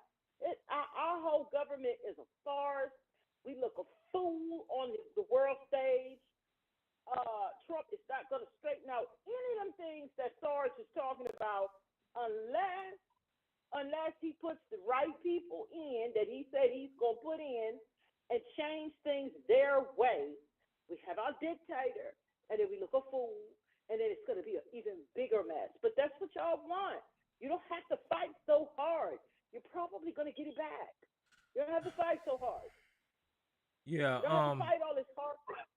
Yeah, guys. Everything that Sarge and I appreciate your answer, Sarge, but you're misguided, and that's where I talk about this dogma, because what you said is not true, especially about the economy. And that's the fault of the Democrat Party by not promoting how well Joe Biden is doing with the economy and the Recovery Act or whatever that was he passed. And here's some charts for you guys. The unemployment is lower under Donald Trump. The stock market is doing better. The unemployment is lower under Joe Biden, and the stock market is doing better under Joe Biden. This is Barron's.com, and I'll just scroll through these charts. You see when Donald Trump left office, how the gross domestic product was doing. It was like negative 29, and I contribute that to COVID or whatever. But still, when Donald Trump left office, Joe Biden took over, and Joe Biden put it right back on track. You know, it dipped a couple of times. That's when everybody was talking about the recession. But here you go, he back into positive again. And then you can go down and look at these charts and see that the stock market is doing way better than it did up under Donald Trump. And all of these economic indicators showing you that up under Joe Biden, the economy is doing a whole lot better. But for some reason, because of dogma, because they get fed these talking points and not looking at the evidence for what it is, they're convinced that Donald Trump's economy was better. Donald Trump's economy And it was shit. wasn't. Donald Trump got It was. handed a growing economy from Barack Obama, and he fucked it up with those tax cuts. The same tax cuts that Sarge say he's the only motherfucker at his level that got something out of those tax cuts, which he's a lying motherfucker. But he say that he got something out of those tax cuts. Those are what fucking blew the deficit up, right? And then up under Joe Biden, he had to come in and bring the deficit back down. I hope one of these charts show this. Up under control. Oh, was this it? Annual medium income. No, the medium income. This is a house that shows that the medium income went up for middle class families. So so I have to ask him again, but I'm gonna get this phone call. What are you gonna get up under Donald Trump? Because 50% of the stuff that you responded with was lies. It's not true. So you have to accept the facts and saying that the economy was better up under Joe Biden than it is Donald Trump, and take that out of your talking points, man, because it's just not true. Who's this unknown caller? Oh, and let me add about the inflation. Inflation is sky high because corporations are taking advantage of the public. And you can't get nothing done in the House and the Senate, and you can't get anything done to stop them from inflating these damn prices. And COVID kind of caused a lot of that. But that's the corporations taking advantage of the public. And because the House and the Senate ain't doing a damn thing, it just continues. All right, Jay, New York. We're gonna get you, and then we're gonna let Sarge go. Go ahead, Jay. What's up, man? Listen, man. I just want to say this. Look, blame everything on Joe Biden. It's all Joe Biden's fault. The reason why Donald Trump is going to court right now, E. Jean Carroll, the reason why he's going to lose the case, a civil case that he's going to lose from supposedly sexually assaulting that woman, right? Or sexually assaulting a woman, because it's on record. The case with the Attorney General, Letitia James, the district attorney in Georgia, or the Attorney General in Georgia, the one that's sending him in D.C., Florida. I mean, it's all Joe Biden's fault. Let's just get with that, move it. I mean, it sounds good, so we run with it. Now, one last thing, because I know Sarge is going to come on here and do his thing. It's all good. I'm telling you this on the record right now. Donald Trump is going to lose badly to Joe Biden. He will win the nomination. This is going to be a nice little tug of war, which I think Nikki Haley, she wants to spend all your money, Nikki Haley. Keep going. Donald Trump, he's going to get the nomination and he's going to lose to Joe Biden. Remember I said that. This is on the record. He's going to lose to Joe Biden. Well, let me say this, Jay, and maybe this is what the Democrats is waiting on, because there's plenty of material out there. Trust me, Donald Trump kissing up to Kim Jong-il, kissing up to Vladimir Putin, kissing up the Xi in China. There's plenty of information out there. Donald Trump on the phone calls and all that kind. There's plenty of information that the DNC and the political ad against Donald Trump can beat him down during the general national election, right? So maybe the Democrats are just waiting for the opportunity to just go against him. But I hope they pull all of the damn guns out and they show this man for what the fuck he is. Like, I hope that the E. Jean Carroll stuff come out. I hope the Epstein stuff come out. I hope even the 13-year-old girl, allegedly, whenever he came into office, I hope all that stuff come back out, because this is a disgusting man and he should not represent this goddamn country. I don't see how the fuck people could even stand by this nasty piece of shit as a leader. I don't get it, but you can go ahead, Sarge. Well, it is this country. Let me add this. I wouldn't put it past, because if we all been paying attention to what's going on with the Israeli Gaza slaughter. We've been paying attention to what's been going on with that. And Netanyahu has been making Biden look like a fool. He says one thing, then comes back and say, no, we're not going to do this. No, we're not going to do a two-state. Then he said, then Biden and them come back, him and his people, his is Blinken and all of them, sounding a fool. And Netanyahu's making them look like they about 2 inches tall. It's just, I would not put it past if Donald Trump was not in cahoots, because Netanyahu ass is on the line too. No, he got to keep that slaughter going. And I don't like conspiracy theories. I hate them. But he know once this slaughter, they make him cease with this slaughter, that he's probably going to prison himself. So I wouldn't put it past that he's not in cahoots with Trump to continuously, and I'm mad at Biden over all of this too, to make Biden look like a fool. And he just look like a fool in dealing with Netanyahu. I wouldn't put it past if he wasn't in cahoots back with Trump on the backside as it relates to this. But Biden could do better than what he has been doing. He's allowing them to make Netanyahu to make it look bad and make it look small and weak. He's allowing it. And that, I just, you know. So I agree. He's being too quiet. And I hate conspiracies, but it's just something about that. How Netanyahu say one thing and then go on the news there over in Israel and said any kind of thing. And we're not going to do this in the United States. They haven't suggested this. And if this is, we're not going to stop it. And I don't care what the American administration says. How dare you? If fighting that feeds you was a country. You need to crack that whip. Crack that white American whip on that ass is what he needs to do. Show who's the boss. You want to America's running? Crack that white American whip on that Jewish ass. Sorry to say. And that's the thing. Well, not sorry but to. It's true. It's really Zionist. Israeli, because it's not Jewish. It's Israeli. Yes. This is Zionist. Crack that whip on them. And they're basically saying out their mouth that we the one going to pay to rebuild Gaza, the United States, us. And Joe Biden sitting up there like an old fool, acting like you're not hearing this man saying this thing on the news over there. So a lot about that don't make no sense to me. It doesn't make any sense to me. And this man is a devout Catholic, and your own leader tore them a new asshole. The Pope tore them a new asshole and called them genocide. And you are a devout Catholic going against your leader. So all of that don't make no sense to me. None of it. He's sitting back being weak and not saying anything, and Netanyahu just running roughshod. A lot of that, I wouldn't put that past that he's not in cahoots on the back end with Trump. I would not put that past.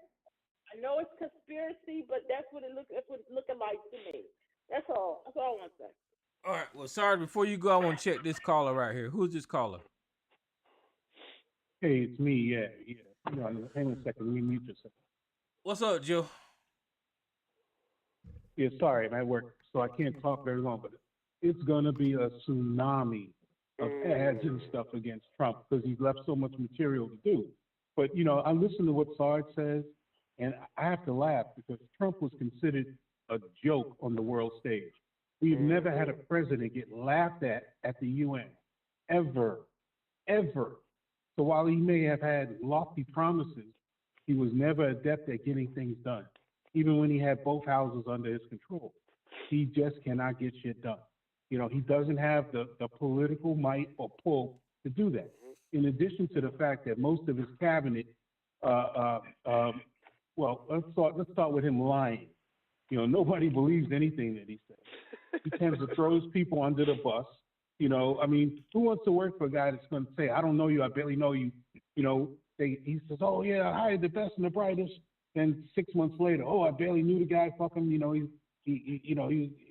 no good and all this and that and the other thing. Because remember, he sang Nikki Haley's praises before, and now he's clowning on her? Come on, man. You're going to hire that's going to put up with that stuff. The minute you fall out of favor, you become, a public defamed. No. So like I said, it's interesting. Sarge has some very lofty goals and dreams and all that stuff, but he is not going to deliver. He has never delivered, and it's going to be a shame that people waste, their political energy on a guy like this who can't get it done. He can't get it done. Say what you want about Biden, he got shit done. I'm saying, 3 years he got shit done. Say what you want about Obama, he got shit done too. But this guy, nah. All right, well, Sarge, you go ahead, brother.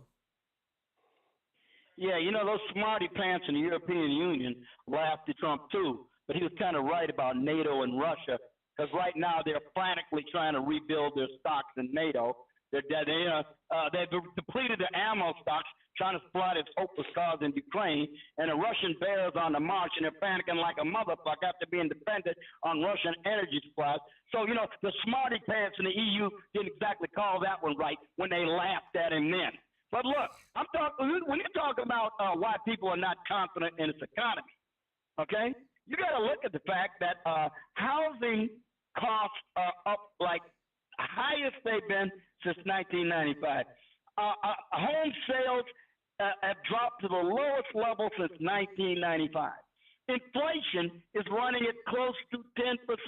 Now, the rate is starting to go down, but the inflation is up. Any gains people have made by increased employment has more than been negated by the inflation. Everything is so damn expensive. Like the man said, the rent is too damn high.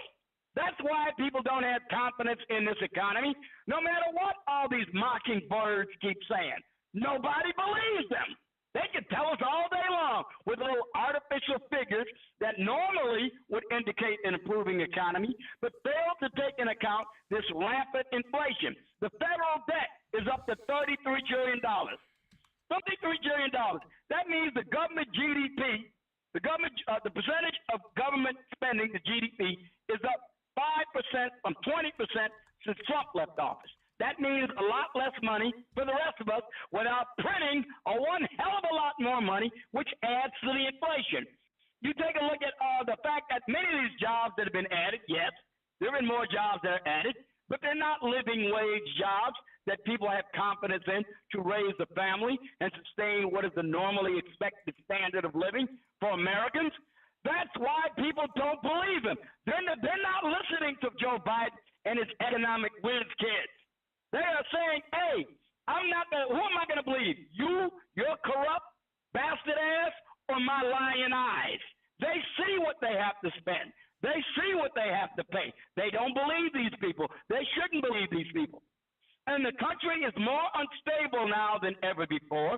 Racial strife is more than ever before. Black people are mutinying in these big cities where this illegal immigration is going on to further the Democrats and the progressives' electoral schemes to get more electoral representation and therefore more national power and more electoral power, because the census requires that everybody, whether you're legal or illegal, be counted in the census, which is why Donald Trump proposed to only count citizens in the census. The Democrats, of course, were opposed to that because their objective is to fundamentally transform the country by getting electoral power and turning the entire country into one big North American version of the state of goddammit California.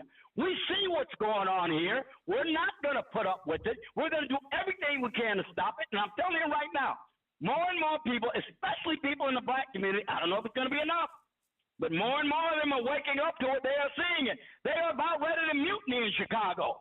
I'm in contact with people in Chicago every day. There are thousands of black people who are pissed like they've never been at demon rats. So you just better take into account the changing landscape. It does not look at all the way you're describing it. Looking at it through a lens over your eyes that causes a great deal of distortion. It just ain't so. Well, can I rebut that really ahead. quick, Tyrone? Because see, Sarge is a funny guy because he's not taking into account all the number of white people that are mutinying against the Republicans openly and saying they are not going to vote for Trump no matter what. So while you may say that black people are mutinying, white people are doing it at a much higher rate. The second thing is this, all right? You talk about they want to change the country in the state of California. Well, shit, why not? California's doing well. Who in the fuck is moving to Wyoming? You know, who in the fuck is moving to Idaho? Nobody, sorry. Everybody wants to be on the East Coast, brother. I mean, so you could talk all that trash you want to, and it's nice. It sounds really good. But at the end of the day, the state of California has a better economy than a lot of Europe. So, you know, I mean, hey, brother, you know, if we want to change it all to the state of California, why not? Why not? I'll leave that there. Yeah, I mean, Sarge, your information about the economy is thrown off, and I was there was Fox News broadcaster the other day, and she was bragging about the economy, and I wasn't sure I was on the right station because they didn't lie. They didn't lie about the economy, right, Tyrone? Yeah. They didn't lie about it. They said the truth, and they almost wanted it not to say it. Right, and I think I got that. I think I got that audio. Hold on for a second. Let me see if this is it. Oh. And then I mean, this ain't me. This is the people that this is the people that you listen to get your information and talking points from. This is Fox News. Like here. Joining us now. I don't care who says what if it ain't true. Say what now? I don't care who says what if it ain't true. But what I'm trying to do, bullshit me, whether it's Fox News or MSNBC. Well, what I'm trying to do is debunk every I'm fucking. going to look at the evidence that makes sense to me, and I'm going to look at numbers. Like when people were talking about Trump's economy, even people who didn't like him said they've never seen an economy like this that was geared to so much growth. Solid infrastructure growth. Well, no, you should have based on printing money and inflation. Okay, hold on. Here, was geared toward prosperity and stuff that was built toward building things. Okay, shut up. Okay, nobody want to shut up. I want to shut up. You shut up. Shut up. Let's listen to this audio. Yeah, well, you act like all economies are equivalent. They're not. You don't want to hear the facts and the truth right now. That's what's going on. So shut the fuck up. Shut the fuck up. You don't want to hear the truth right now. Go ahead, Elisa. I'm responding to the things you said were good about the Biden economy. Go ahead, Elisa. Play it. I want to hear. Don't leave out that the country and the economy was growing when Obama turned it over to Trump. But let me see it. Go ahead. Play that. I want to hear it. Okay, here it go. Yeah. Joining us now is Chair of the Council of Economic Advisors, Jared Bernstein. Welcome back. It's great to be here with you, Shannon. We always love having you. Listen, you know we always do polls. You just heard what Lucas was reporting there. I want to get to this specific one. We asked Americans if they see signs that the economy has hit the worst and is turning around. 67% of voters that we surveyed said no. They actually think the worst is still to come. The conference board shares that assessment, forecasting that U.S. economic growth will buckle under mounting headwinds early next year. Real disposable personal income growth is flat. Pandemic savings are dwindling and household debt is rising. I know you're going to want to paint a rosy picture, but for most people, their experience is not good. Well, I want to try to paint a realistic picture that's nuanced, that takes into account everything you just said, but also reflects not just what people are saying, which we have to listen to. They are the best arbiters of their economic conditions, but also what they're doing. So we're just coming out of a Black Friday that is already setting records for online buying, between 10 and 16 billion for Black Friday online. We are looking at consumer spending that's been driving this economy forward, posting growth rates that are north of 5%. We have an unemployment rate that's been below 4% for 21 months. Now, what that means, in a period where inflation has come down by 2/3, it peaked at 9%, it's now 3.2. And wages have not kept up. So real wages have grown. Real wages, in other words, wages are beating prices now. So is disposable income, by the way. But for most of that time, they have not. Correct. So I'm talking about the last 4 or 5 months. So that speaks to both, I think, my argument and perhaps your argument. My argument is that we are moving on the right track, but we have a lot more work to do. The question needs to be, in regard to all these polls you just cited, are we moving in a direction that will reach the American people, give them more buying power, continues to see actual declines in gas prices? By the way, you put up a slide there, $3.79 for gas prices. That is a stale picture, Shannon. Okay. The average gas price is $3.25. Yes, well, listen, I need to find that. You know, around here in D.C., we're not going to find that. But hopefully out in the country, people are doing a little bit better. You talk about spending at Black Friday, which is always a good indicator to look at where people are. But we've got this headline from the Wall Street Journal this morning. American borrowers are getting closer to maxing out. They're talking about how close people are to getting to the very last of what they have in savings or at their credit limit. So still spending, yes, but that is going to come due at some point. They say delinquencies are way up between September and October as well. So I think, look, credit is tighter because interest rates are higher, and interest rates are higher in part because of the fight against inflation, which, as again, has been a successful fight in terms of taking down the rate of inflation. But it's also important to look at actual prices. Okay, so the gas price peaked at $5 a gallon in June of 2022. This morning, I checked it before I came on, $3.25. $1.75 per gallon off of its peak. Now you fill up a 15-gallon tank, that's about 25 bucks. Do that 3 or 4 times a month, $75, $100 of breathing room. Okay, but when you guys took over, it was what, $2.39? Well, okay, so we're up, yeah, you know, and if you go back to 2016, it was $1.70. So these prices do go up over time. So under our watch, the price of gas has come from its, yeah. So look, after the invasion of Ukraine, the gas price spiked, okay? So that was something that happened over there that you know, affected the whole world, affected global supply chains, affected energy. Since that peak, President Biden got to work, released hundreds of millions of barrels of oil from the strategic reserve. When are we going to refill that? Which took the price down to $3.25 this morning. There are 16 states where gas is below $3 a gallon. Airplane tickets are down 13%. Which is great news, especially this weekend. Right. But you mentioned the SPRO, so I want to know, because we keep getting these questions so about when it's going to refill. We've started to refill the SPRO. One of the things that the president did was ensure that when we got to buy barrels of oil to refill the SPRO, they'll cost a lot less than what we sold them for.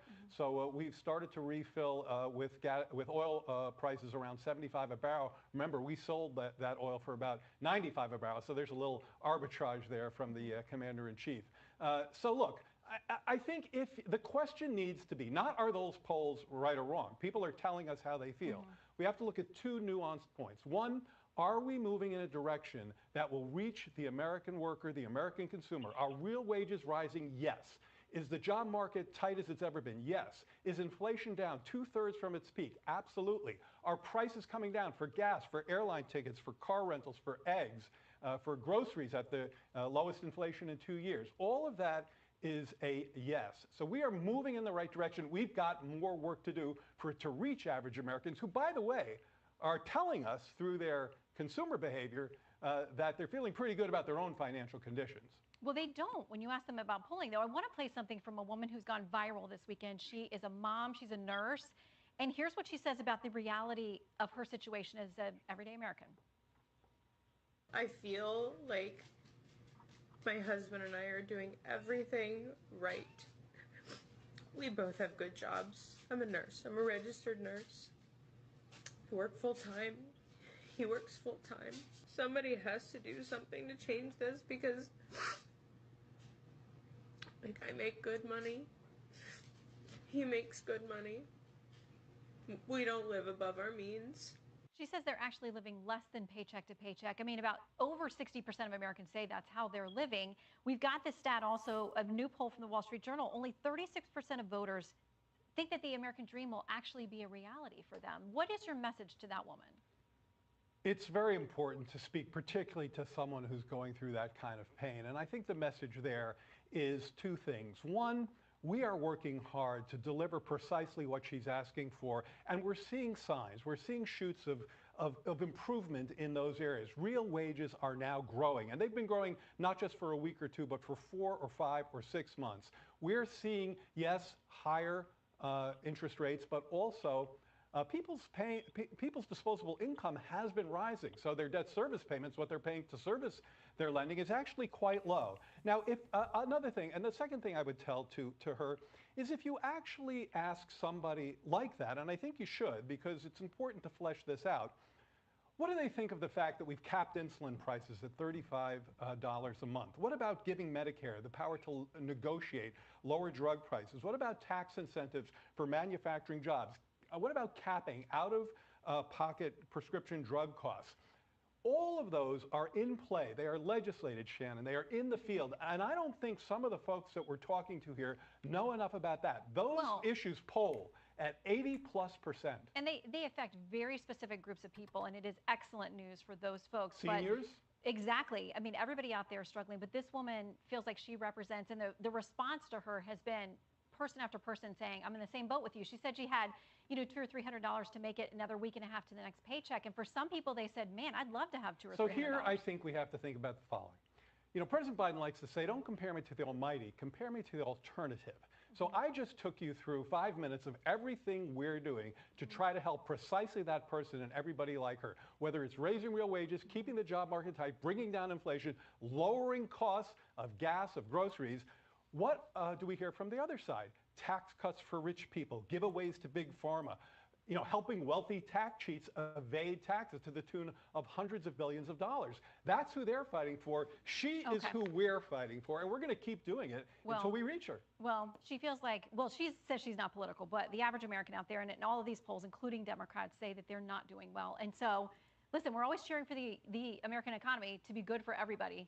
It benefits everyone, seniors on down. The only thing we know how to do is keep our head down, build on the progress we've made so far, and try to reach people precisely like her. Now, the data are moving in her direction. Clearly, she doesn't feel it yet, but I'm confident she will if we keep going. All right, Jared. Always good to see you. You too. Thanks for coming in. I'm Steve Ducey. I'm Brian Kilmeade. And I'm Ainsley Earhart. And click here to subscribe to the Fox News YouTube page to catch our hottest interviews and most compelling analysis.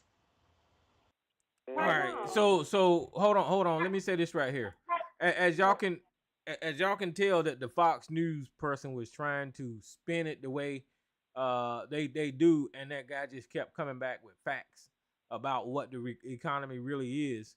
And they chose some lady off of TikTok that was crying, that was a nurse who obviously don't know how to budget her goddamn money, and said she was having such a hard time. And it's clear that they chose that video to highlight and try to talk down about the economy.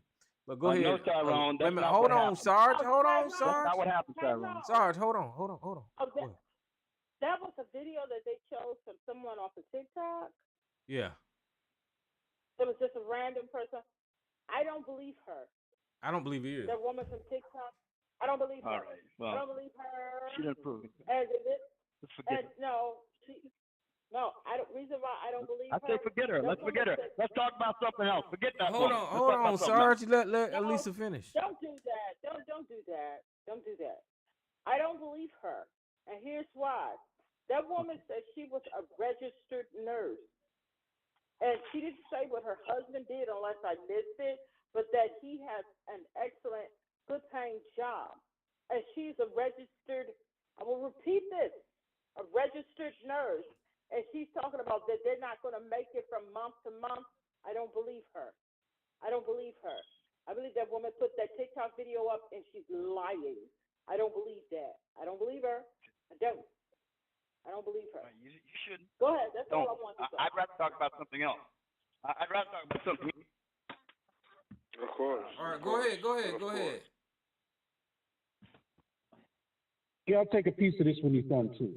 Wait a minute. Yeah. Did Sarge drop off? Sarge, where you at? Well, go ahead. I want to hear what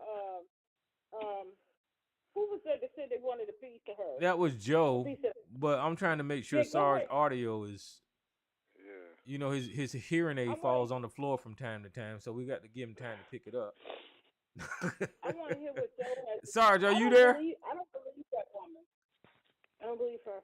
All right, well, Sarge, we're gonna wait for you. That back. She was trying to push that. He was like, nah, but everything was good. I mean, what do you want me to tell you? A lie? That's what basically he was saying. Like, do you want me to tell you a lie on the economy? Look, fortunately, unfortunately, this is how it went. It went well under him, and and she was trying to chew her fingernails. She had to report the truth. Yeah, okay. All right. Go ahead. Fox News, man. That's Fox News, Sarge. Don't blame me. Blame Fox News for lying, then. Blame Fox News for lying. Okay. Will you stop narrating for a moment, please? I'm just saying. I just want to hold on. I'm not narrating. I know when somebody whistles past the graveyard. No. But listen. This guy said. I'm Listen, not but talking about the woman on TikTok. I ain't even gonna mention her. I'm gonna talk no. about the I'm guy. saying I'm not narrating anything. I'm saying my own thing. You all you No. ever do. Hold on. Sorry. I'm not reading from something. I'm telling you, that's what they said on Fox News. I'm not. So don't argue with me saying I made anything up. That was he didn't deny the truth of anything the woman said. He just said, okay, but look at the squirrel over here. He didn't deny anything. What he that did she was said wasn't true. he actually debunked everything she said. Come on, He agreed with her. All right, whatever. Okay. What was your comprehensive skills? No, hold on. Let's get some. Hold on. Yes. No, listen, guys. Consider Let's get some clarity here, please. And just for 1 second, you got to look at that guy on. Wait a minute. Okay, please stop. Don't do that. You got to look at his position. He got thrown a video of a stranger from TikTok, and he got asked on national TV to respond to that. Sarge, he's not supposed to solve that lady's problem on Fox News. Okay. Wait a minute. Let me finish. That means that they are bad reporters for putting somebody on the spot with a stranger that they don't know about their personal situation. How the fuck is he supposed to solve her goddamn problem on the goddamn show? That doesn't make any goddamn sense. Anybody with a fucking brain. Any of my arguments on what that woman said.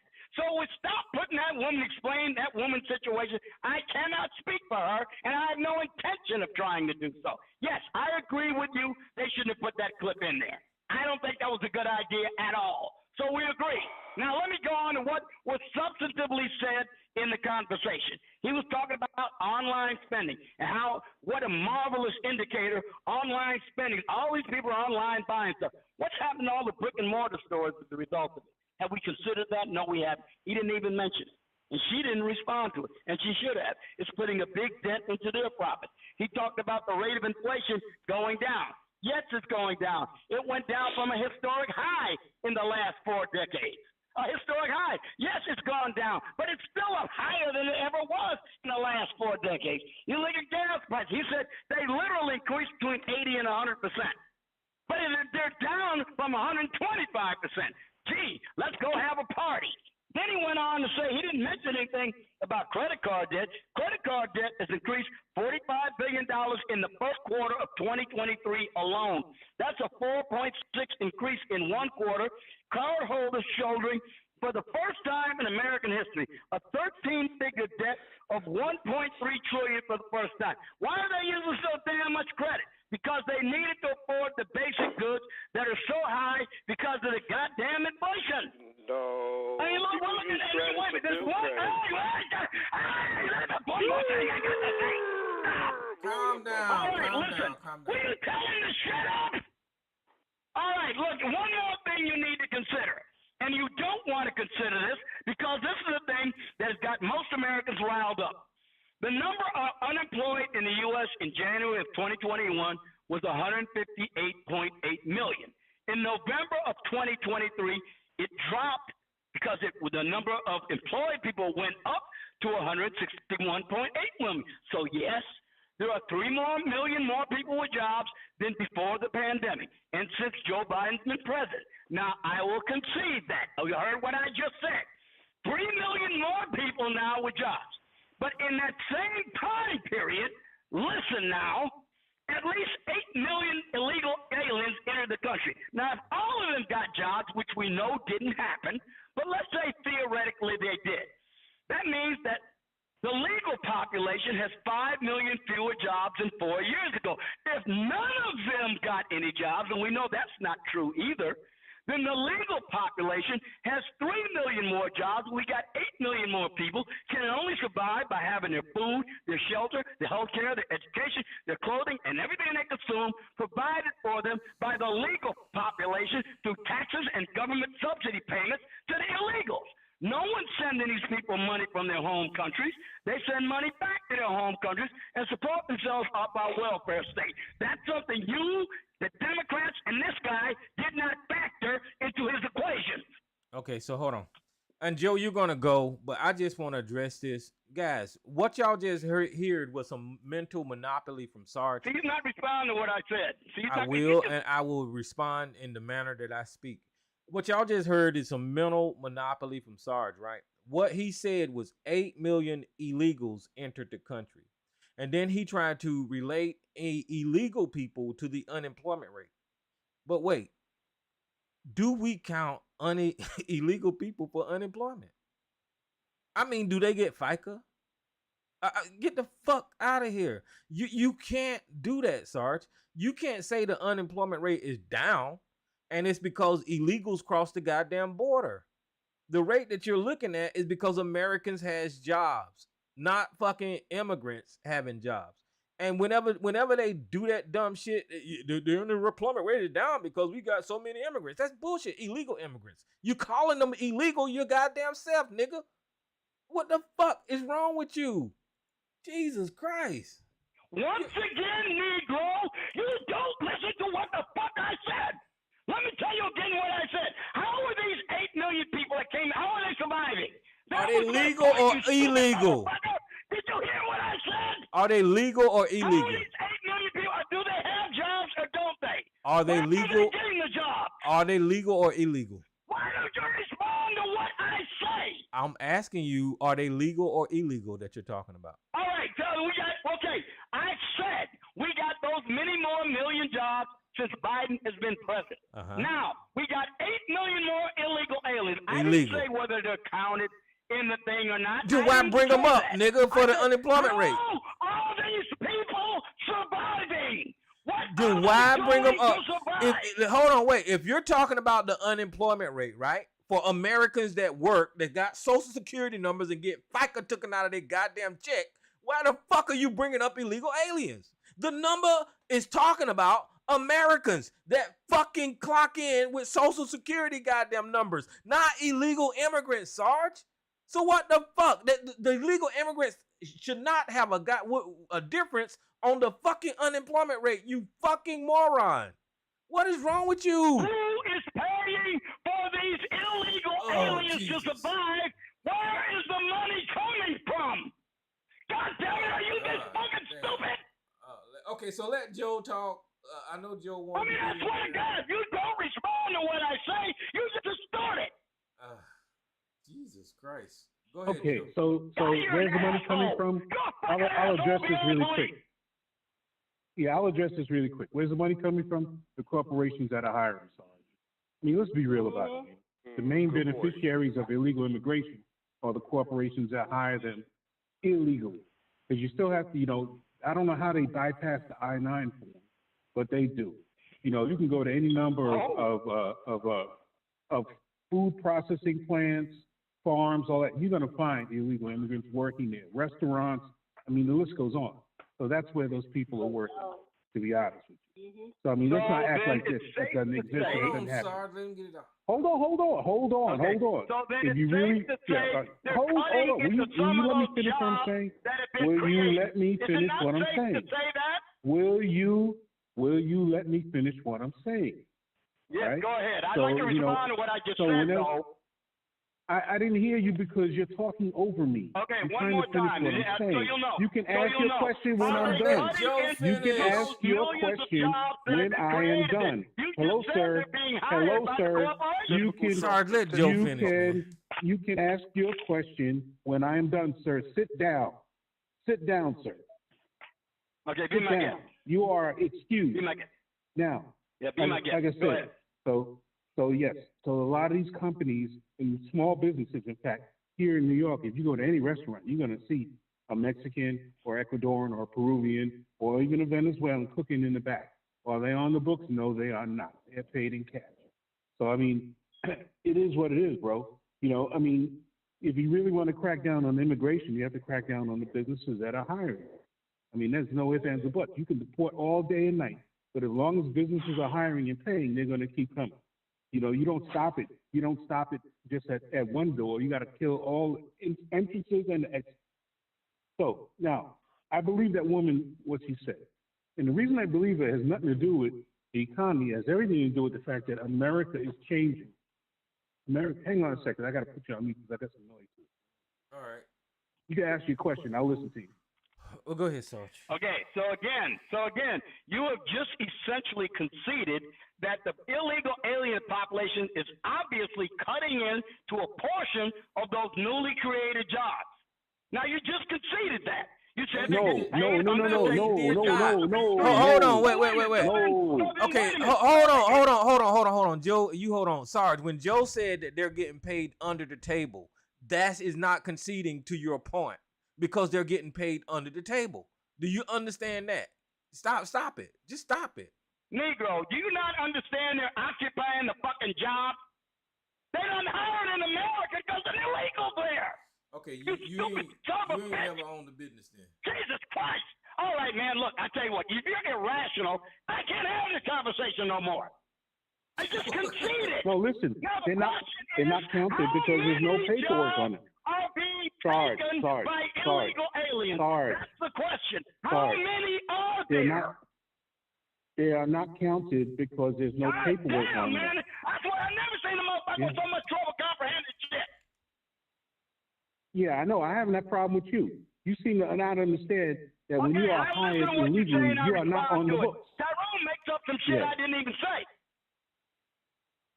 Well, what I'm telling you is this. When you hire that's the point of someone answering. illegally, they do not exist. That means They they're are not part occupying of a the job job an creation. American could be fulfilling. No, it does not. No, it does not. Oh, well, what It does means it that they're then? occupying. How does that? How? Okay, so you got 8 million, you got 3 million new jobs. You got 8 million illegal aliens. Now, I don't know how many are being occupied by illegals. I can hazard a guess. Let's say it's 2 million. All right?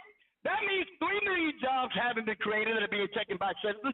That means 1 million are, because 2 million are occupying the new jobs that have been created. Hold on. You're still not getting it. Right? Is that an irrational Will you position? calm down? Sit down, sir. Sit down, sir. Sit down and take a breath, listen to all right? you and respond to Yeah, what you sit actually down say, and take a rather breath. than distorting Sit down. what you say. Sit down Hold your and leg. take a breath, right?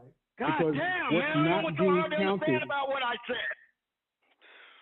what's hard because you're not listening.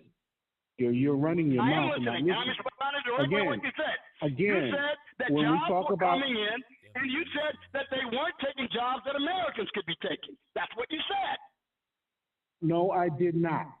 Listen to what I'm Okay, saying then very say it carefully, again. all right? Say it again so I make sure Yeah, I understand say it very again. 'Cause that's what carefully. it sounds like to me. Right? Yeah. Again, a lot of illegal immigrants are being hired by businesses. They are undocumented. They're not counted anywhere. They're undocumented. There's no paperwork on them. There's no way to track them. If they get hurt, OSHA doesn't come in and say, "Oh, how did they get hurt?" It doesn't work that way. So we can't Right? hazard a guess. Also, listen. What's not being counted are the number of jobs being created by the gig economy, since those people are considered contractors and not employees. When you drive for Uber, you are not an employee, you are a contractor, and that does not count to the jobs count. When you deliver food for Uber Eats, you are not considered an employee, you are considered a contractor. You are considered your own small business, and they are not counted in the jobs count. So you have to understand, a lot of these guys are doing work like that, and a lot of them are doing it both legally and illegally. They're doing it through Uber, but they're also doing it on their own. So, I don't understand why you can't understand this. Okay. Are you living in a I'm going to bubble respond to somewhere? what you just said. Now, I'm going to respond to what you just said. So that means they're providing a good or service. They're in competition with others providing the same good or service. So that means if the illegal provides the good or service, that means a legal person, either resident or citizen, does not fulfill the contract that the legal person could get because the illegal just got it. And then you Okay. say that has no net effect on anything. Okay, let's Yeah, say, welcome to the new world. Okay, hold on before you go, Jay. Hold on, Sarge. What you're arguing is the lower unemployment number up under Joe Biden compared to Donald Trump. And you're saying that number is lower because of illegal immigrants. And what I'm telling you, and probably what Joe is saying, is that the illegal immigrants don't have no effect on that number. Now what you moved the goalpost to is the effect that illegal immigrants have on the workforce. Nobody's having that conversation right now except for you, because we started out talking about the number is lower under Biden compared to Trump. And you said a contributor to that is the illegal immigrants. And I was just saying, because you call them illegal, they don't count them. And Joe came on here and said they get paid up under the table. And now you're still trying to push this issue about the effect that they have on the economy. Now that's a whole different conversation if you want to have that conversation. But if you concede that they don't have no effect on the unemployment rate, then we good. Are we straight? I'm not going to concede a damn thing. What I am going to say then, all right, here's what I am going to say, Daron. I now want to have a conversation about how the illegals are affecting the economy. Yes, I want to have that conversation. All right, but let's you talk want to about have it? that later. If you don't want to have it, just say you don't. All right. If you don't want to have that conversation, I gotta shut y'all up so Lisa can talk. Go ahead, Elisa. Let her say what she Yeah, wants I to was just gonna say real quick. Yeah, the contract workers, he's correct about that. That is how the corporations. That's how they're able. There's certain things they're able to pay less, and they're able to do things differently with contract workers.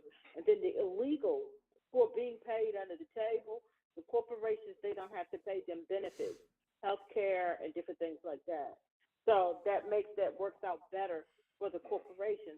That's why they keep hiring them.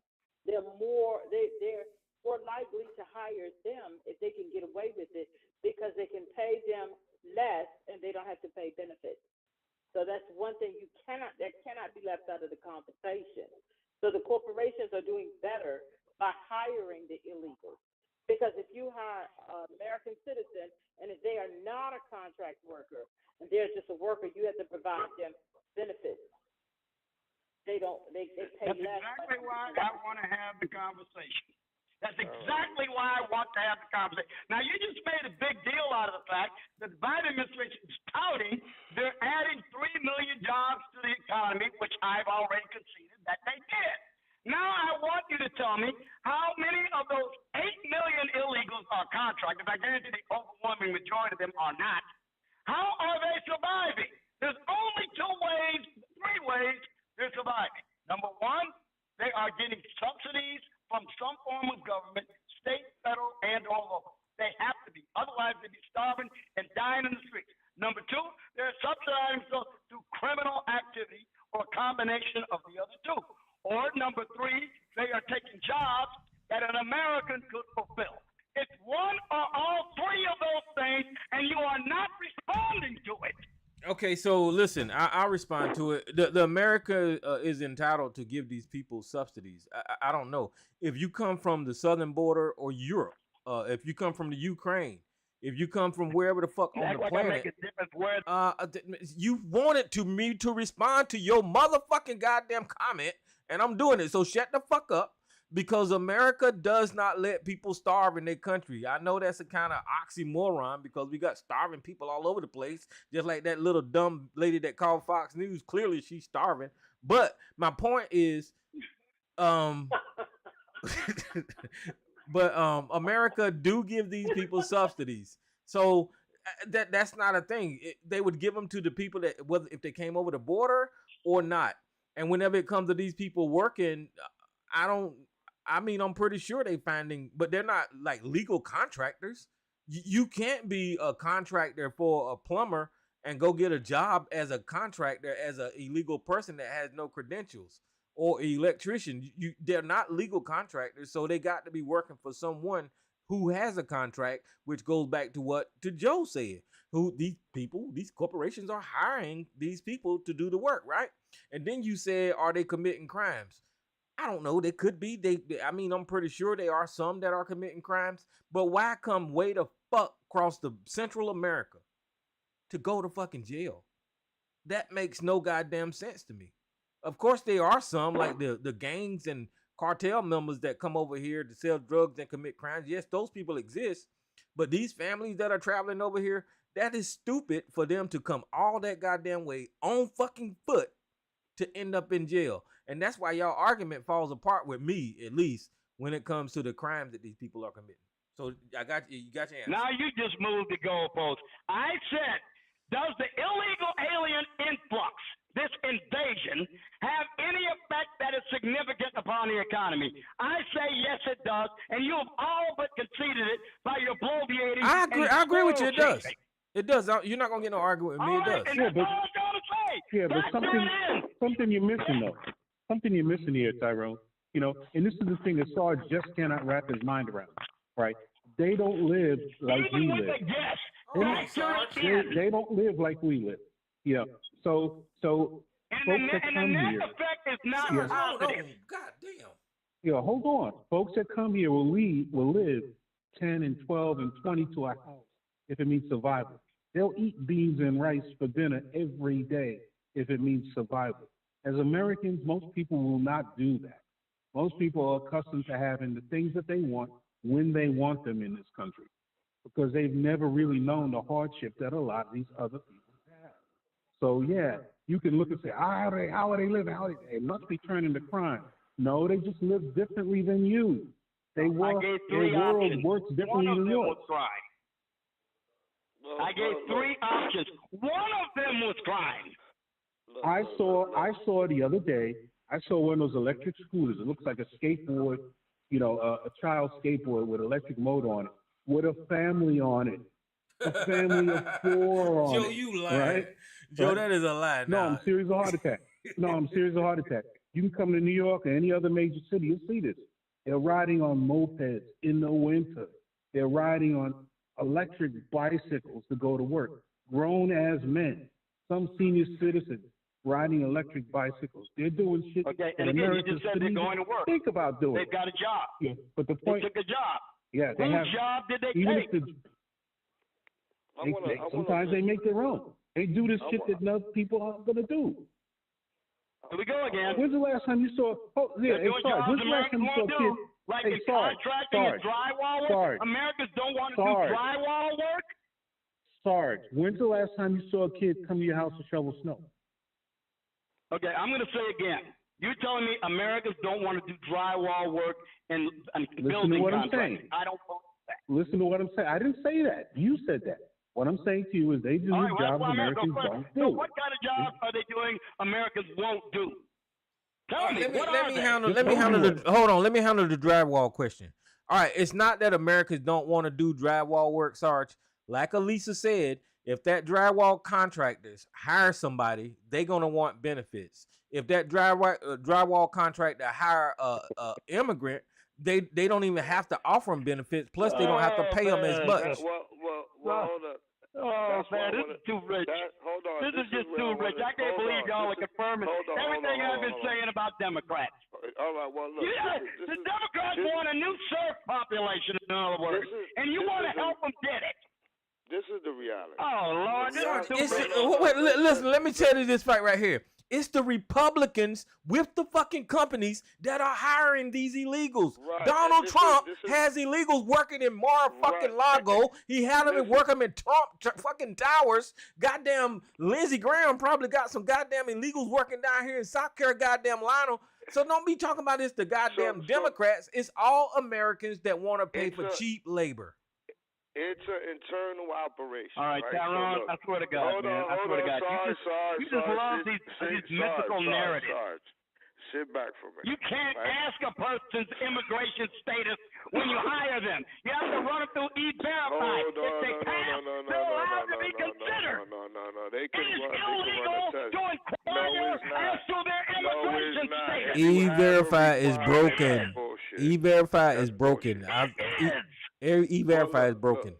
Let's talk the real. Man, I swear to God, man. I never seen folks like you. Can you You deny the law itself, then tell me I don't know anything about the law. Let's talk about the law forbids you to inquire into an applicant's immigration status. Federal law. The reality is that those jobs you say those jobs that you say are for U.S. citizens, those jobs that you say is for the U.S. citizens is really not there. So when you talk about that's not what I said either. I didn't say that. I didn't say that. No. You saying that they tapping into. I was saying the Biden administration is touting the fact they've added 3 million jobs. I didn't say they were for you're an American citizen. Right. Nah, they I said the Biden administration is touting the fact that they claim they've added over 3 million jobs. So they added how people, many right. of those jobs are being taken by illegal aliens? Sarge, nothing. Listen, this is the thing, Sarge, right? The jobs by the illegal aliens. Damn, will you guys listen to what I say? Hold on, no, but listen. The jobs that you're talking about are not going to be counted like they both said and reiterated. Why? Two things, right?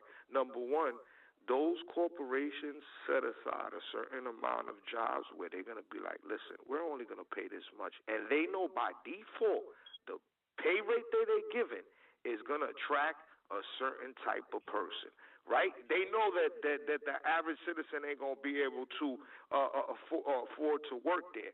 So they, by default, purposefully do have a certain amount of jobs that you ain't going to be counted. That is the jobs that they give to the illegals. Why? Because they purposely put a low rate for those jobs, and they know those are the people they're going to attract. Number one, right?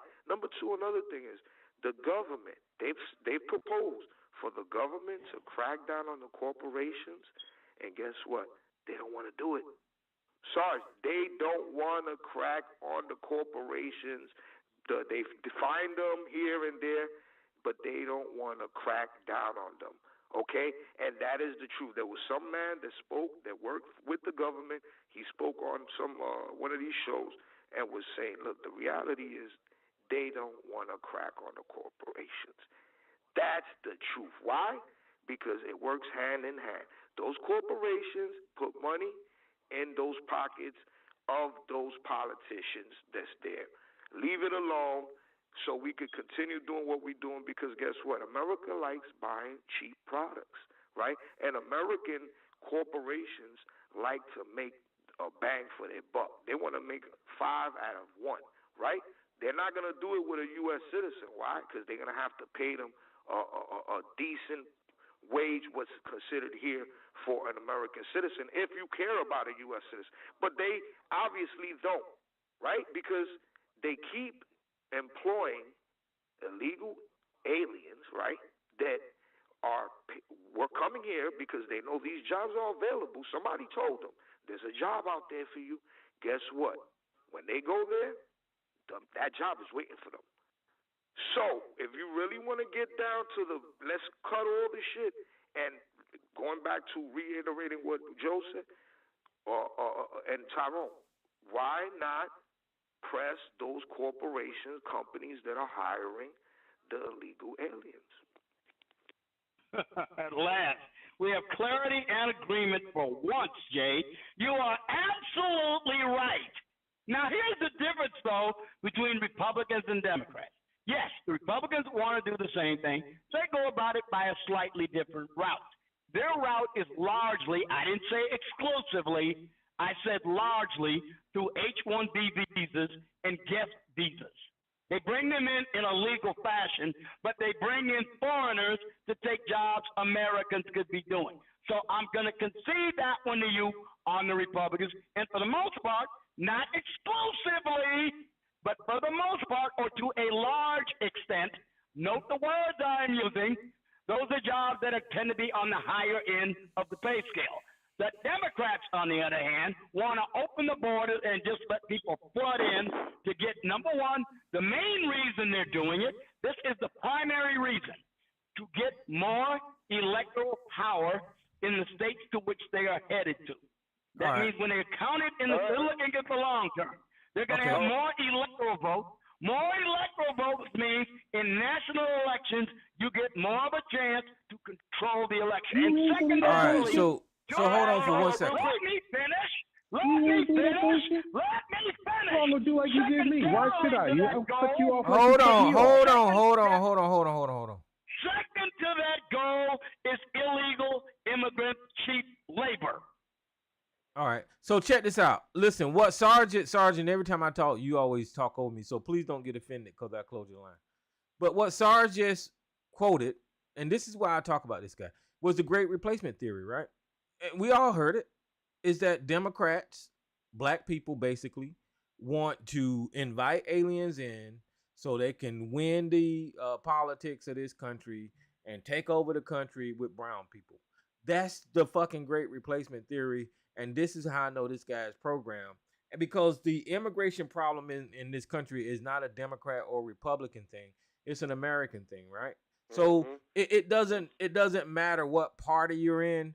What we need to look at as citizens is that these politicians aren't doing anything to enforce the policies in place to tighten our borders. They're just not. And with the House that we have right now, the House of Representatives that we have right now, that kicks out their fucking speaker, and then they're on the border of kicking out the next speaker, and they're not accomplishing anything but waving naked pictures around of the president's son.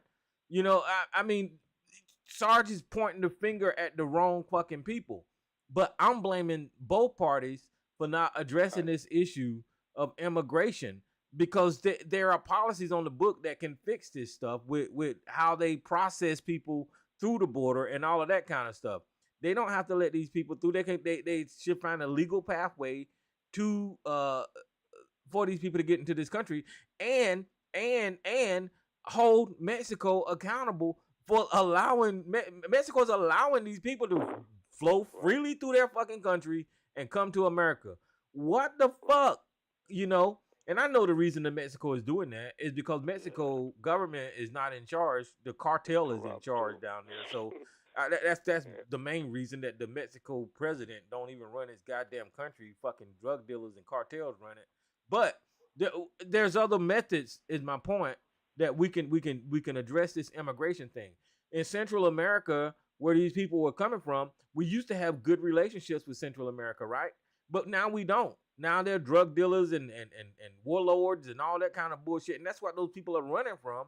So America ain't even trying to use diplomacy to try to get back on good footing with Central America, so these people won't leave their own goddamn country. You can thank Ronald Reagan for that bullshit. We talk about the damn Contras or whatever the fuck. It goes back, guys. And now the Republicans in this country are witty enough to use this as a political ploy to try to have these fucking crazy ass debates about immigrants, which I think is stupid. But that's just my opinion. Right.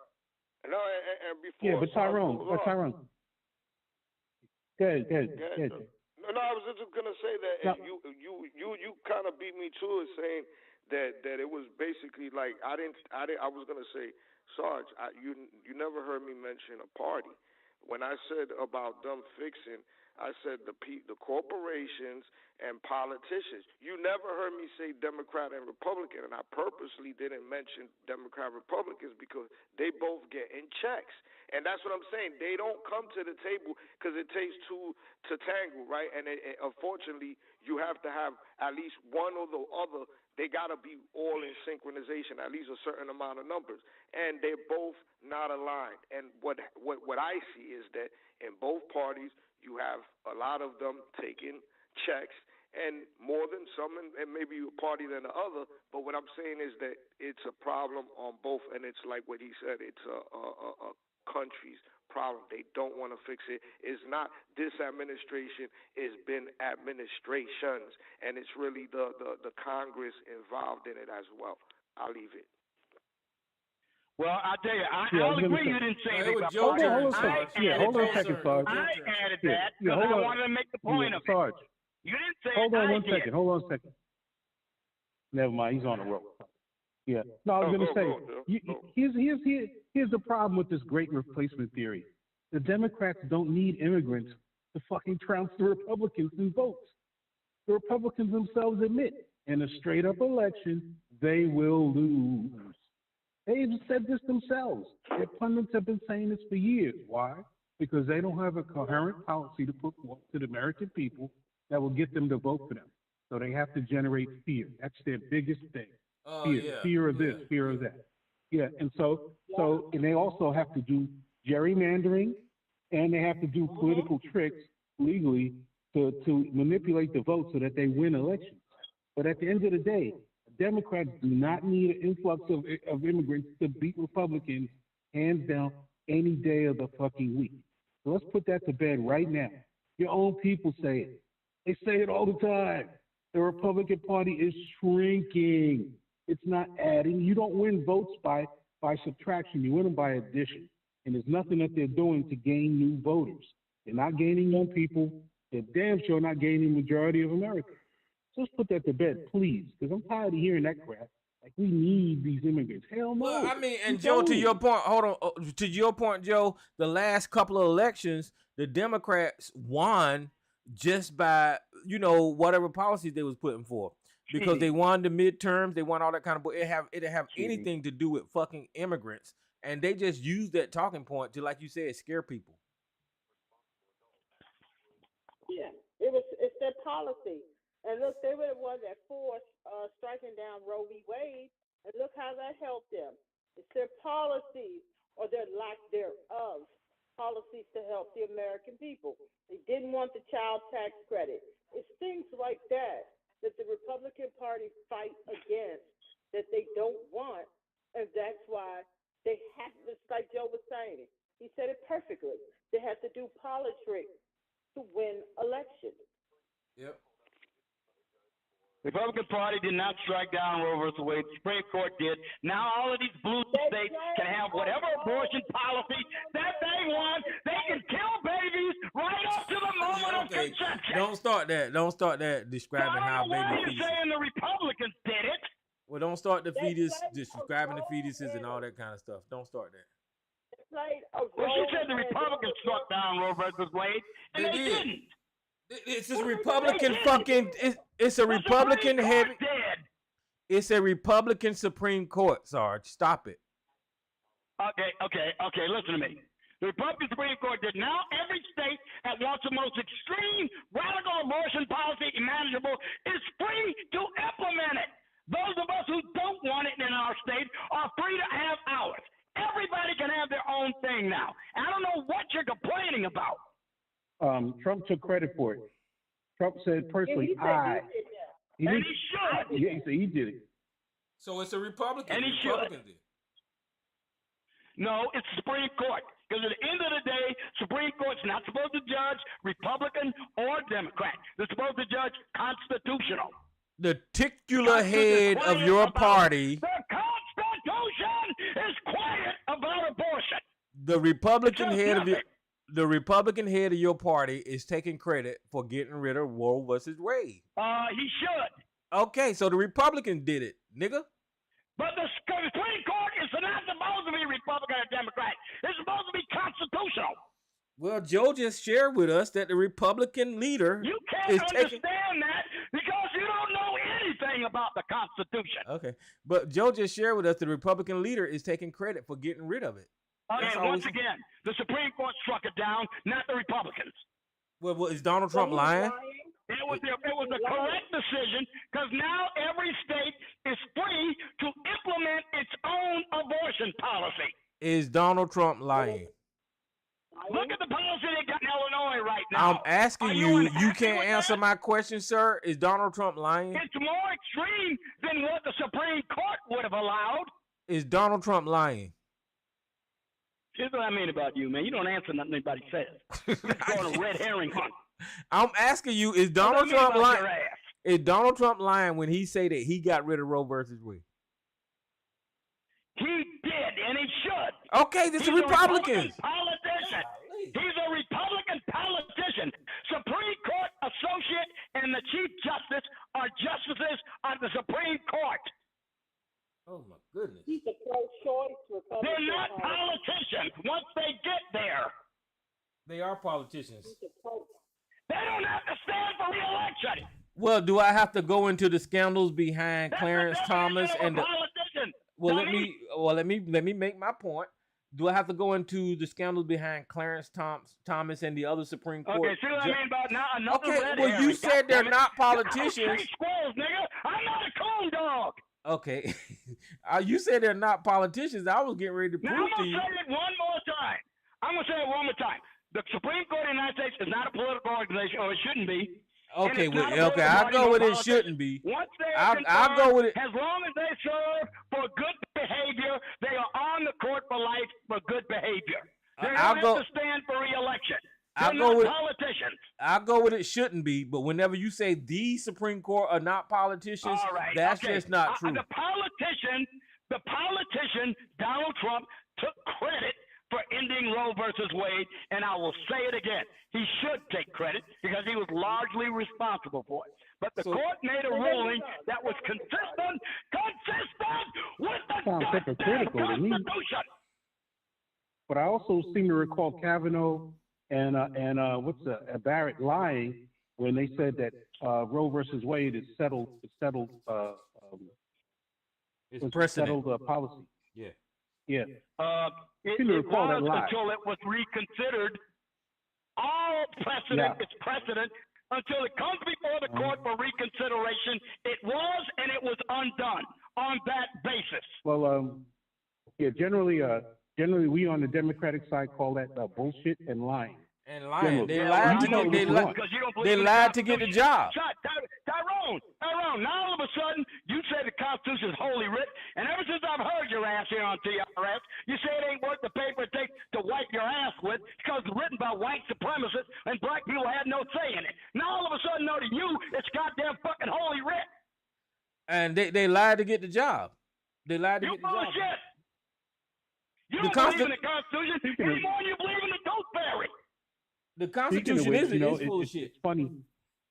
Yeah, it's funny because listening to Nikki Haley describe the Civil War, what was the cause of the Civil War? Fucking hilarious. She full of shit too. She full of shit too. Yeah, that was fucking hilarious.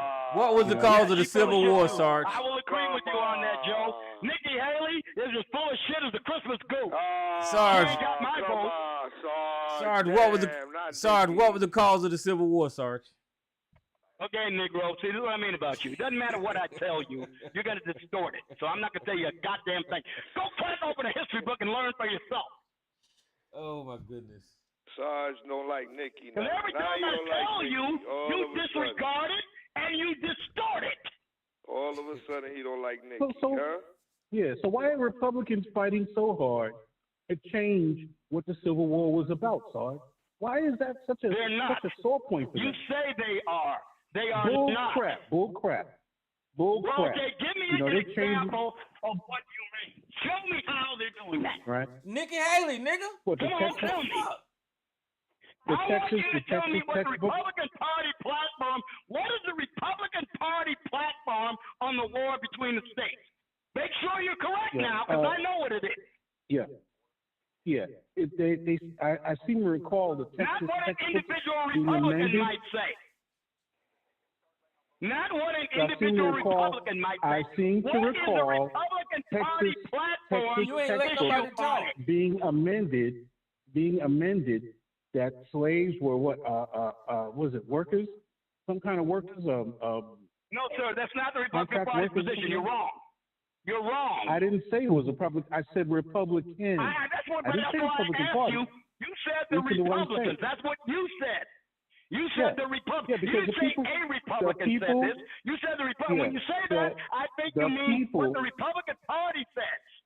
What does the Republican Party say? The people that are fighting to amend these in textbooks are Republicans, not Democrats. Okay, see that's not. You're not answering my question. Apparently, you can't or you don't want to. He is answering your question. You don't want to receive what he's saying. No, he isn't. He's telling me what some individual Republicans say. Yes. Why is that such a big deal with Republicans? I didn't say it was a Republican Party. Okay, you did. You're going to say, you give me a quote from a Republican. If I know about it, I will readily concede you are correct. I asked you very specifically, what is the Republican Party, the Republican National Committee's position on the causes of the Civil War? Not what some individual Republican said. That had nothing to do with what I was talking about. It has everything to do with what I'm talking about. It's a red herring, Joe. And all of a sudden, the Republicans are trying to change. Okay, hold on, Sarge. Hold on, Joe. It's a red herring. The headline is what Nikki Haley's response for the question about how the Civil War started, right? Sarge don't want to address that, so he said, "What's the Republicans' platform position on the Civil War. The Republican platform, the RNC, never came out and gave a position on the Civil War, a position on the Civil War. So he's asking you what the platform's position is, so he can avoid addressing what the fuck Nikki Haley said about the Civil War. And she does represent the Republican platform because she's a candidate on the Republican ticket for you guys. So you keep running around in these goddamn circles like a chicken with your goddamn head cut off. Why don't you just address the question straight up? Talk about Nikki Haley and her position on the fucking Civil War, Sarge. That's all you got to do. Jesus. My immediate response to the comment about Nikki Haley was, she's as full of shit as a Christmas goose. You apparently missed that, didn't you? Now, what the fuck else do I need to say about the woman? Damn, why are you doing that to her? Come on, man. Because that's what I said. Damn, she worked for Donald Trump, remember? Goddamn, I say something, and it's like it doesn't matter that I said it. Damn. You throwing her under the bus. Because all of y'all do it. That's why y'all trying to get rid of CRT. You got Moms for Liberty. You got KKK. You got all kinds of motherfuckers in the Republican. The woman is full of shit. I don't agree with Nikki Haley. You're banning books. You're doing all kinds of shit. Goddamn, nigga. I mean, it's like I say something, it doesn't matter.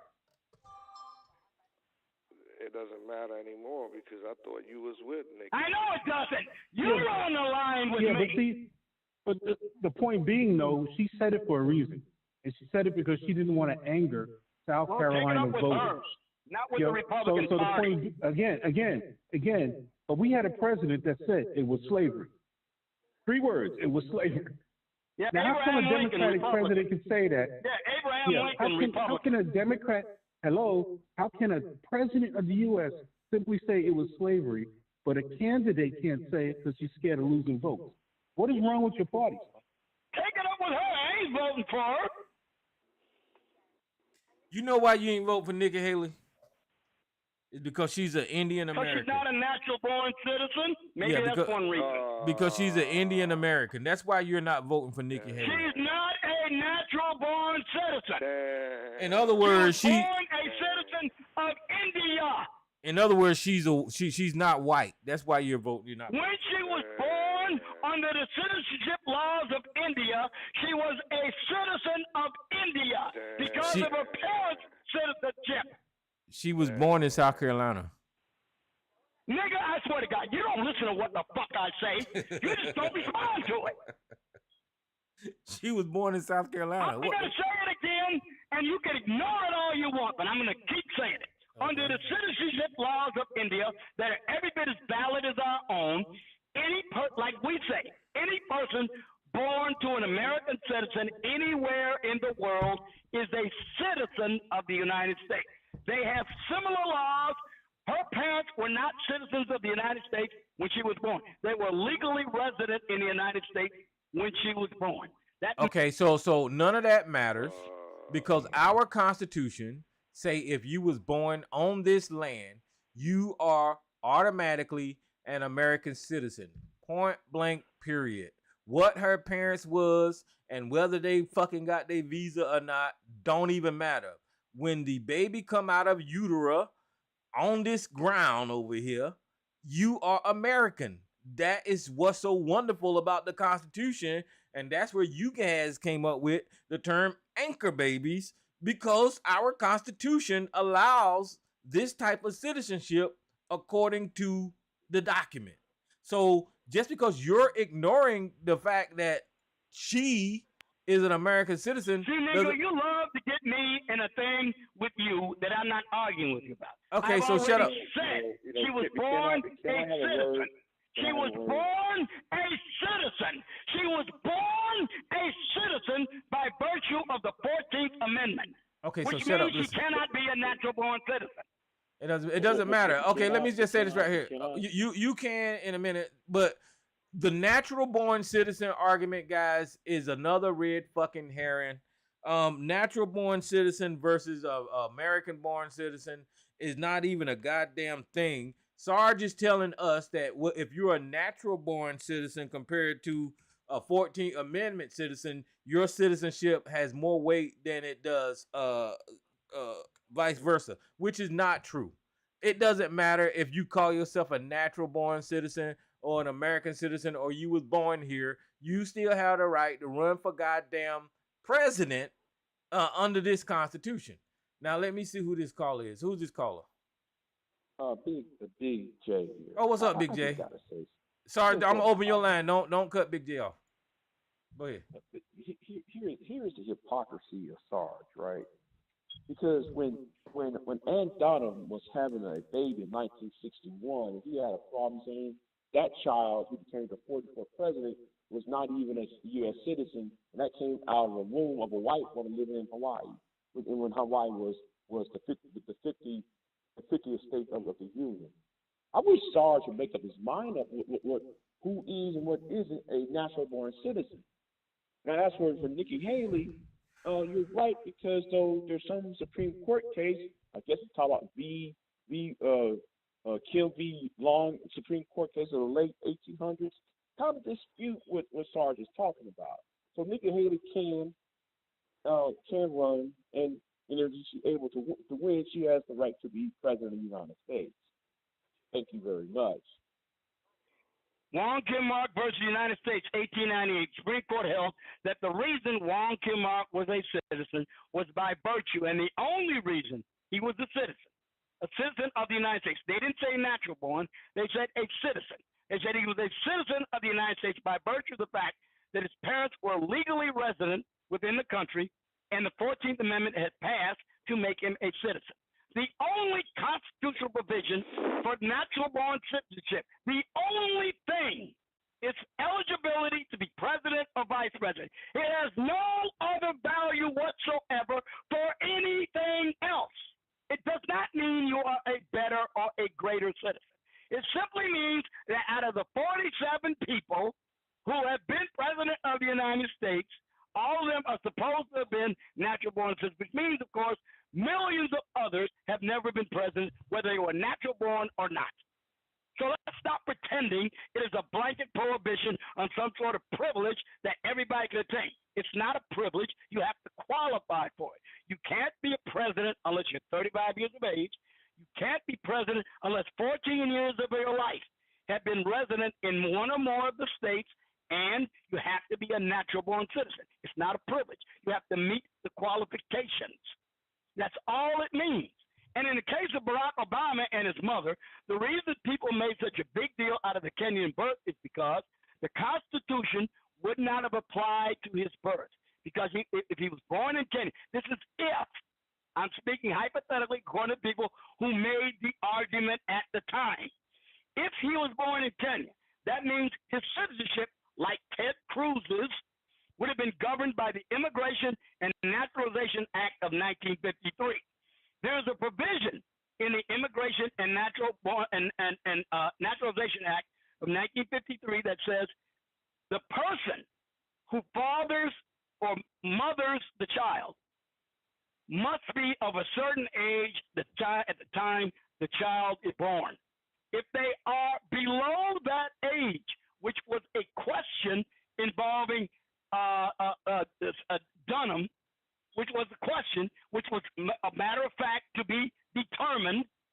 If it was so, then that meant he was not even a citizen. He would be an illegal alien coming into the country without naturalization. Now, the question is, this was never determined. We never got enough documentation to verify whether or not she met the legal age threshold for passing on her citizenship at the time Obama was born. It's a matter of fact as to whether he was even a citizen. So now, if you're born under the Immigration and Naturalization Act, as he admitted to, he, in his campaign, I will go back and get you the information if you insist upon it. His campaign, and he said he was born a citizen of Kenya because Kenya was a British protectorate and colony until 1963. And every person subject to a British subject of the protectorate and colonies of Great Britain in 1963 was a British subject. Their children, when they were born, were British subjects at birth. And Barack Obama's campaign admitted that he was. They cited the provision in Kenyan law that says when you achieve your majority and you're living outside of the country, unless you renew your citizenship, it expires. But tell me, what kind of natural-born citizen is born a subject of any other country? None.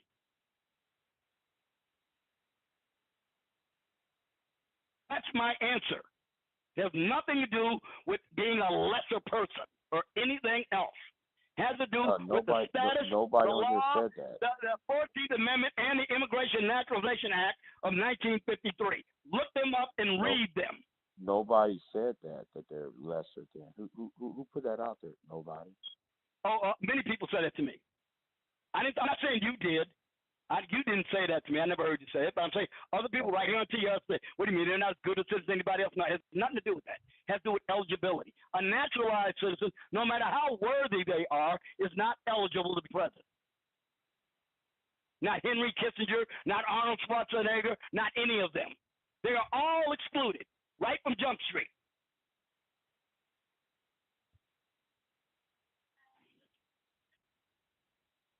And one of these days, we're going to get a Title III court to directly rule on the matter, so finally we can put the issue to bed one way or the other.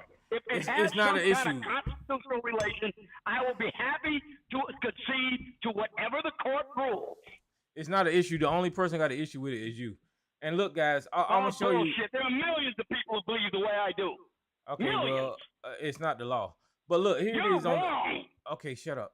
Here it is. Most a natural. people don't even know anything about the issue.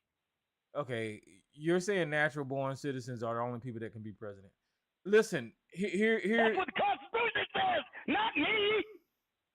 Here it is. A natural-born citizen refers to someone who was a U.S. citizen at birth. That's bullshit. Cornell's full of shit.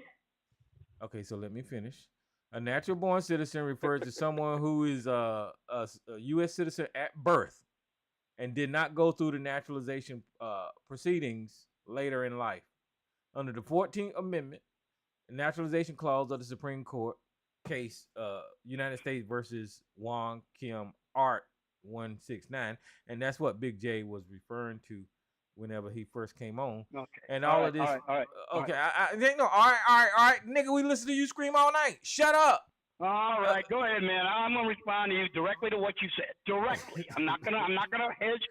You don't have to explain that to me until I'm finished fucking talking. Because you're ignorant and you need an explanation. Oh, Jesus Christ. Anyway, all of this shit that Sarge is talking about, natural born versus natural, whatever the fuck he's saying, it's not even in the Constitution, because the Constitution tell you if you born here, you're a goddamn citizen. Period. All right, that's not what it says. It's not what it says. Okay, number two.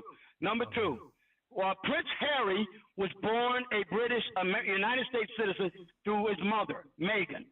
Meghan Markle, when Prince Harry was born, Meghan Markle's child was an American citizen under the Immigration and Naturalization Act at birth. But he's also in line to be the King of England or Great Britain. He's in line to the succession of the monarchy. Now you're telling me that the framers of the Constitution, who had to put a grandfather clause in there so they would be eligible to run, because all of them were born British subjects, at least most of them were born British subjects, all of them, George Washington, Thomas Jefferson, John Adams, et al., they were all born British subjects. They had to put a grandfather clause in there to make them eligible to run for president. So you are telling me, in your infinite wisdom, Tyrone, that framers of the Constitution would have been okay with Prince Harry being eligible to be president because he was born a United States citizen. That's what you're telling me. Somebody in line for the British monarchy. Wait a minute. Hold on. Let me ask. Winning a revolution. Let me hold on. Wait. Let me ask this question. Archie was born an American citizen. Okay, so let me wait. Hold on. Let me ask you this question: was Meghan Markle married at the time of her child's birth? See, yes. Okay, so that's got nothing to do with it. So wait, shut up. So did Meghan Markle take the citizenship? She's an American citizen. She transmits citizenship onto you know where that? Why you always got to cut me off when I'm trying to make you look like a dumbass? Because you throw red herrings around all the time. Listen, shut up. If that woman, hold on, listen, guys. If that woman was married at the time of that child's birth, clearly, just like when an American citizen gets married to a foreigner, they take on the citizenship of their husband, right, or whatever. Yeah, they're dual or whatever. But this lady had to sign documents saying that she was a resident of whatever the fuck. I'm pretty sure in the UK that's what they did, just like they do in the United States of America. If a foreign America if American marry a foreigner over here, that foreigner have to become an American. And Sarge is screaming about this dual citizenship. Okay. Like, See how you're literally confirming my argument. You just did it right there. okay. You just said they're born citizens of another country. Do you not understand that a natural born citizen cannot be a citizen of any other Listen, country? what I'm trying to Under tell you, any- this is what if Meghan Markle would have went over there and screwed Prince Harry and they weren't married and the baby was born in the UK, yes, that baby's a goddamn US citizen. But that wasn't the case. You said that they was married whenever their baby was born. So that baby is a citizenship of goddamn UK, right? Boy, I don't know what I got to do. I got to come down there where you live, take the fucking wax out your ears. I didn't say any such goddamn thing.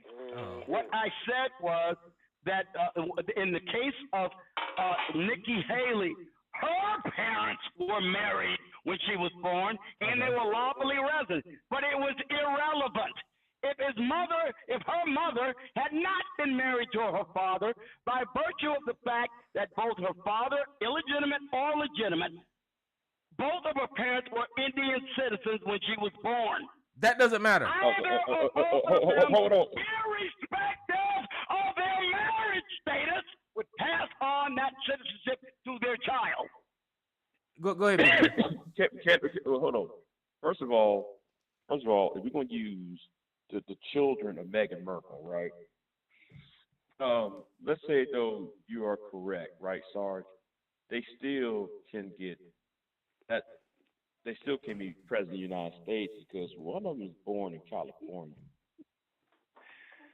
So are you going to deny that person what's her name? Elizabeth? So you going to allow Elizabeth, Princess Libby? Not Libby. Yeah, Libby is eligible to be president of the United States in the next, I don't know, 37 years. Okay. Look, no person who does not have count them two, citizen parents at the time of the birth of the child can be a natural born citizen, whether it's the mother or the father, but especially the father. They both have to be citizens at the time the child comes out of the birth canal to be naturally born. Wait a minute. Hold on. Do you know who Charles Adams is? Section 1, Clause 5. Do you know who Charles Adams is? Charles who? Charles Adams. I'm not sure. Is that a son of one of the President John Adams? Yes, the grandson of President Adams. Well, John Quincy Adams' wife is a British subject. He ran for president in the 1850s and 60s. So I'm also in the 1870s. So therefore, he was eligible to be president of the United States had he won the Republican nomination. If Lincoln had not won. So next. If both of here's the issue. Here's the only question in my mind: was his mother a citizen at the time of his birth? If not, he was not eligible, whether they let him take the presidency or not. They did the same thing with Chester Arthur. Chester Arthur's father was a Scotsman.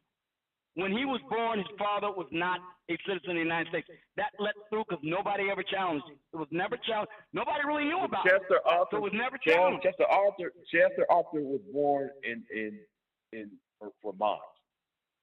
But his father was not a citizen when he was born. He was not he still eligible. became president of the United States. Nobody. Yes, it was not challenged. Yes, it will happen if it's not challenged. If nobody challenges it, it will not happen. We have never had any Article III court, not once in the history of the United States ever, rule on what constitutes in Article 2, Section 1, Clause 5, natural born citizen eligible for the presidency or the vice presidency. We've never had that ruling. It's about time we did.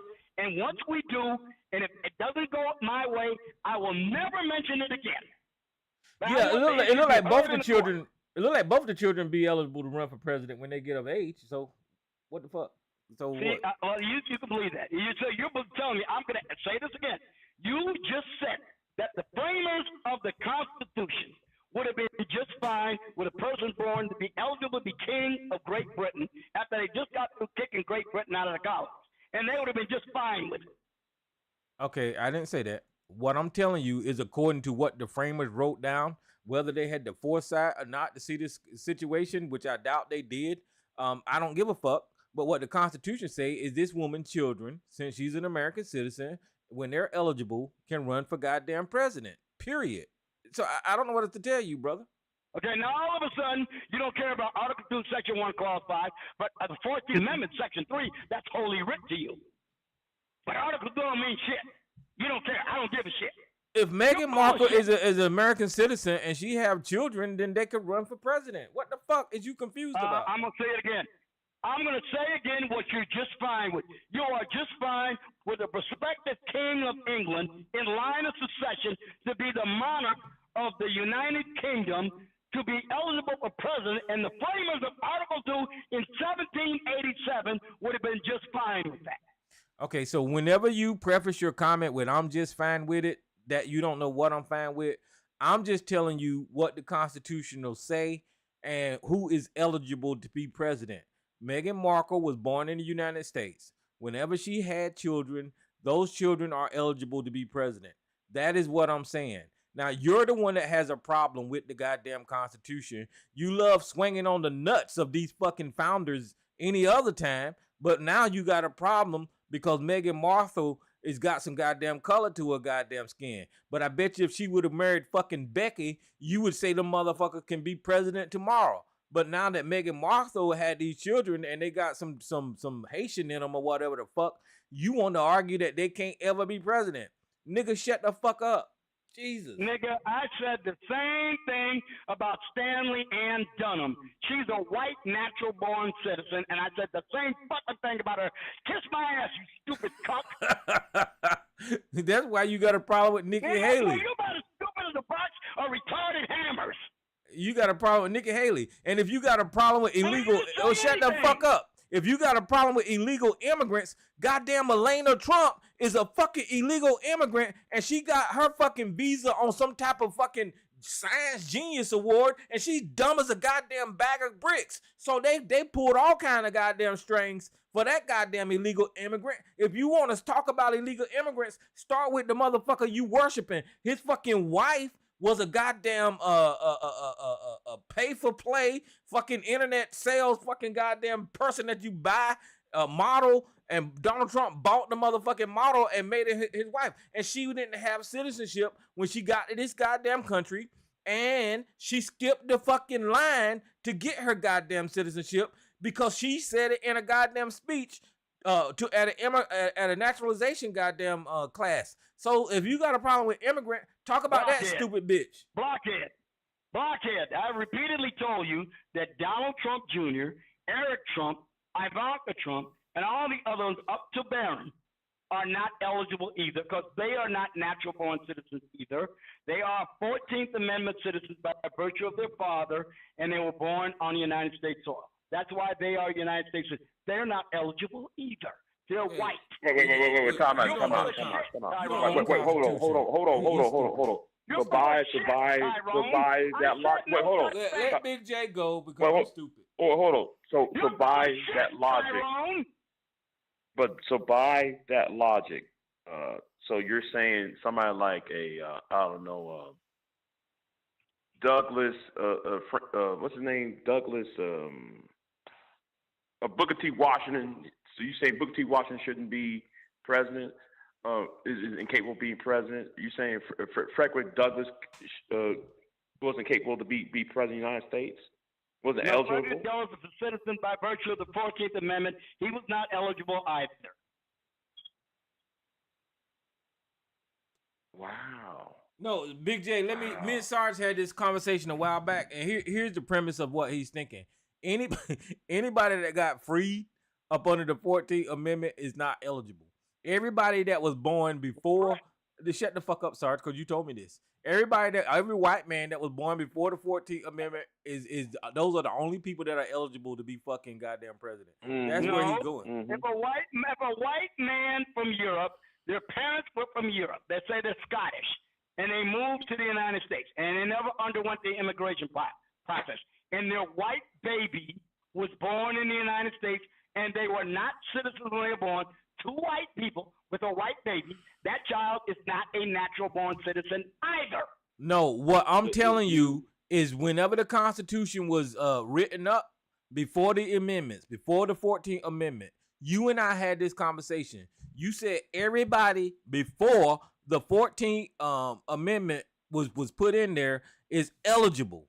This is what you told me. And then whenever the slaves got their rights or whatever the fuck through the 14th Amendment, you said all of them damn black people ain't eligible to be goddamn president. You said that out your motherfucking mouth, and that's the basis of your argument right now, because a person born on American soil up under the 14th Amendment is not eligible to be president, is what you just said, Sarge. You're lying, sack of decomposing shit. That's what you just said. This goddamn thing. I have told you a million times what I said. I'm going to say it again succinctly so your stupid ass can understand it. Okay. You have to have two parents who are citizens by whatever means, naturalization or natural born, it doesn't matter. As long as they are citizens, both of them have to be citizens, and you have to be born on the soil of the United States or any United States embassy or some United States territory that is subject to the Constitution. You have to be those two things. It's very simple. If you are, then you are naturally born. Both parents have to be citizens at the moment of your birth. Well, that ain't what the Constitution says. But here's I have never said anything we go. But according to the writer of the 14th Amendment, I forgot whose name he wrote the 14th Amendment. Trumbull and Howard Johnson and Trumbull.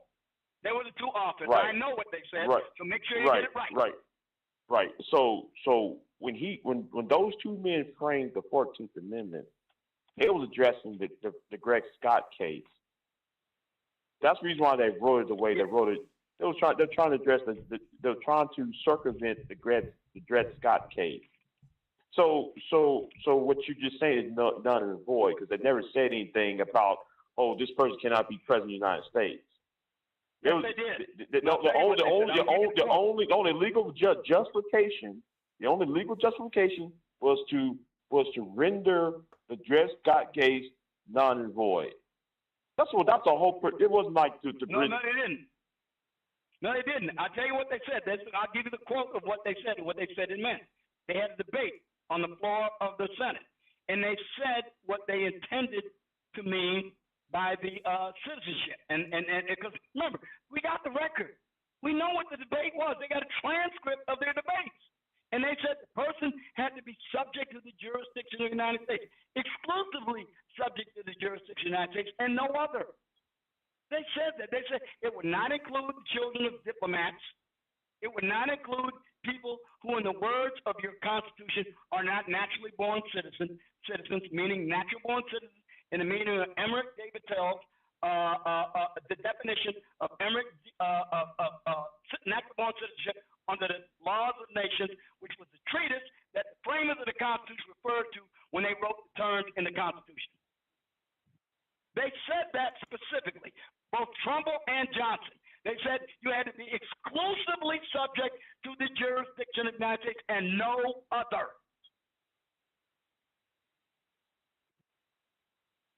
If you were going to be a natural born citizen. Look up the record of the debate on the couch of the floor in the Senate. They said it, the authors of the amendment. But none of that matters, because the final text don't say nothing what you said. Here we go. Nothing matters. You're all hot to try about the 14th Amendment, Section 3. The rest of it you don't care about. Well, the final text don't say what the fuck you're saying, Sarge. It just don't. Okay, let me read this real quick. Read the 14th Amendment and tell me why it doesn't. Wait, hold on. Let me read what they was saying. It said the main object of the opening sentence of the 14th Amendment was to settle the question up upon which there has been a difference of opinion throughout the country and in this court as to the citizenship of free Negroes, Scott v. Sanford, and how to put it beyond doubt that all persons, black or white, whether formerly slaves or not, born or naturalized in the United States, and owing no allegiance to any alien power, shall be citizens of the United States and of a state of which they reside.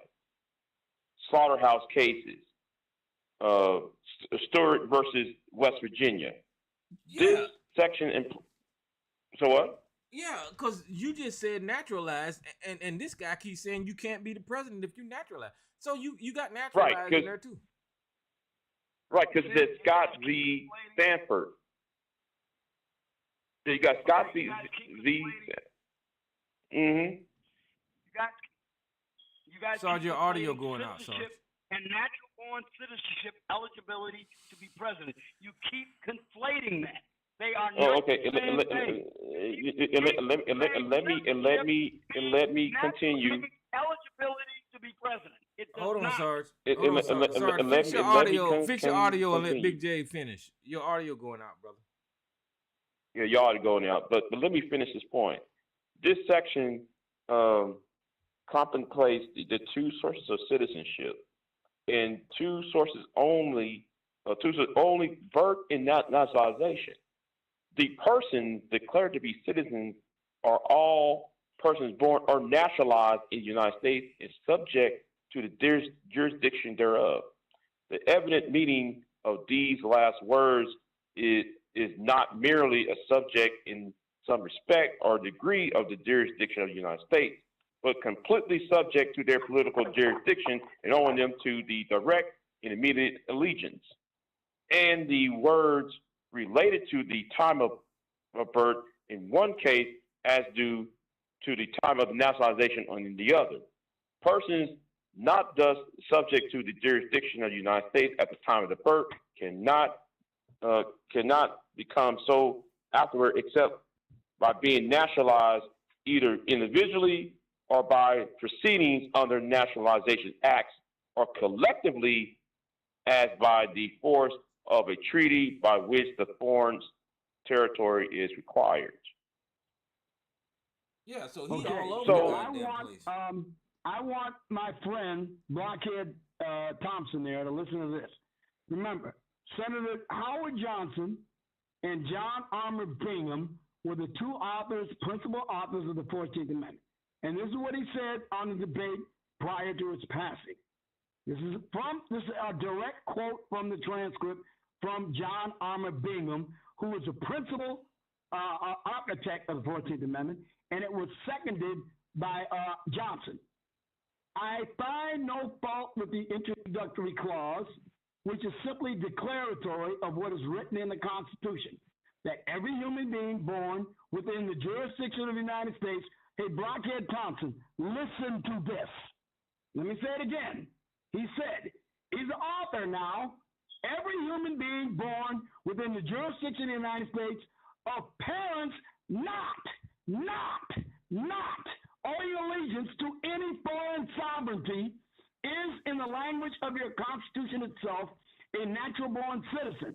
But, sir, I may be allowed to say further that I deny that the Congress of the United States ever had the power or color of power to say that any man born within the jurisdiction of the United States, listen to it now, not owing a foreign allegiance is not and shall not be a citizen of the United States. Okay, so let me just ask you these questions. Now, is that okay? Okay, I heard what you just said. Now shut up. I'm just gonna ask you: is that an act, a law, an amendment, or anything related to the actual document that we follow? And the answer is no. You're reading somebody's opinion, their little thing that they wrote down or whatever the fuck, but it never became the law of the land, Sarge. And you can't take somebody's writing and make that a fucking law, Sarge. That is stupid. That is the dumbest thing that you've said on this goddamn phone ever. Now you're trying to take what this man said that didn't make it into the final fucking document clearly, and say that we supposed to follow that. And because we don't follow that, then people are ineligible to be goddamn president. You're being stupid right now. Do you understand that? And let me say something to Sarge. Now, what I read came from Elk v. Wilkins from 1884, Supreme Court case.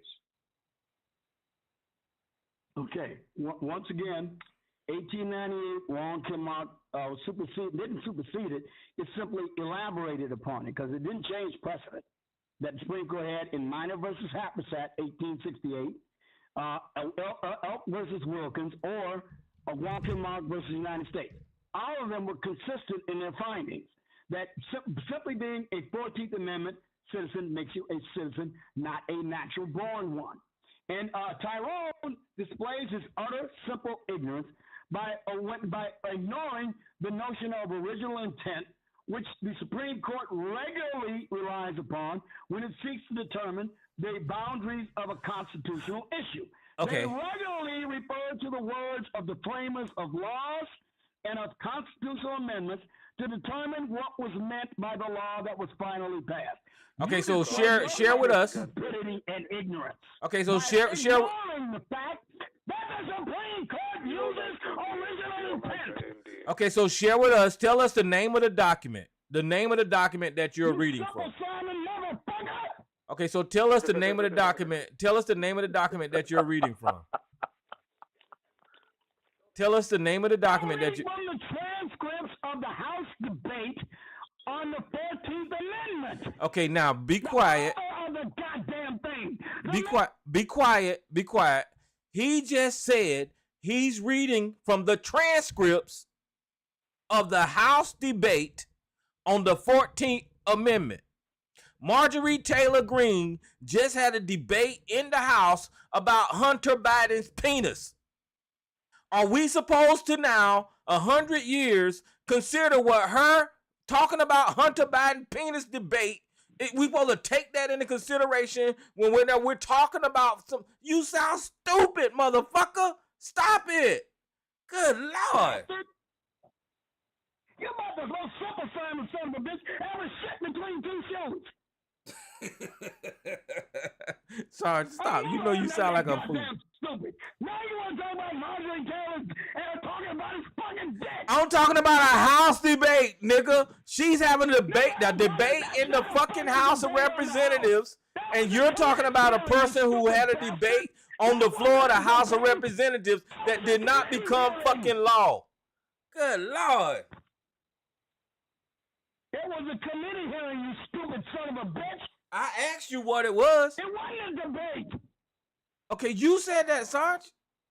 I asked you what it was. I asked you to share with us. You know what I just said? It was a committee hearing. Okay, so let me hold on. I'm gonna put you on pause again. They're having a committee hearing about Hunter Biden buying a fucking truck from his daddy, or borrowing money for a truck from his goddamn daddy right now. What Sarge is saying is 50 years from now, we supposed to be concerned about how the outcomes of these goddamn hearings and Hunter Biden spending his motherfucking money, we supposed to take that in consideration when we're looking at finances in America. Sarge, you sound stupid. What I'm trying to tell you is what made it into the goddamn, the final document of the Constitution. That's what the fuck we go by. Now, you are right when you say the Supreme Court look at the way people made decisions and all that kind of stuff in the past, and I get that part. But whenever it comes to implementing who is a citizen and who ain't, it is cut and dry. If you're born here or naturalized, like Big J said, then clearly you're eligible to run for president. This debate or this hearing or whatever the fuck doesn't qualify you or disqualify you from being goddamn president. So you need to stop fucking saying that dumb shit. Yeah, the children of the naturalized citizens.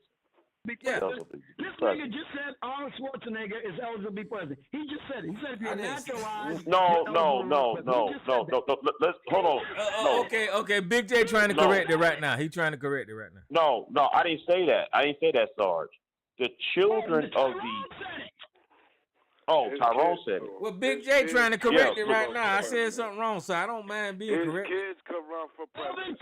Yeah, his kids can run for president. Correct it now.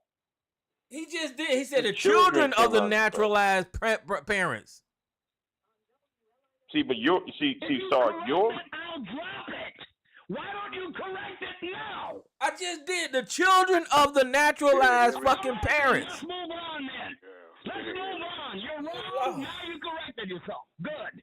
Let's move on. But the thing was though, the children. See, your argument, Sarge, is that the children of the of the naturalized citizens, I should say, the children of the naturalized could not run for president. That was your sense of the argument. I didn't say that. Yes, you did. Yeah, yes, you did. Okay, you're a lying motherfucker, but let's say I did. Then I was wrong.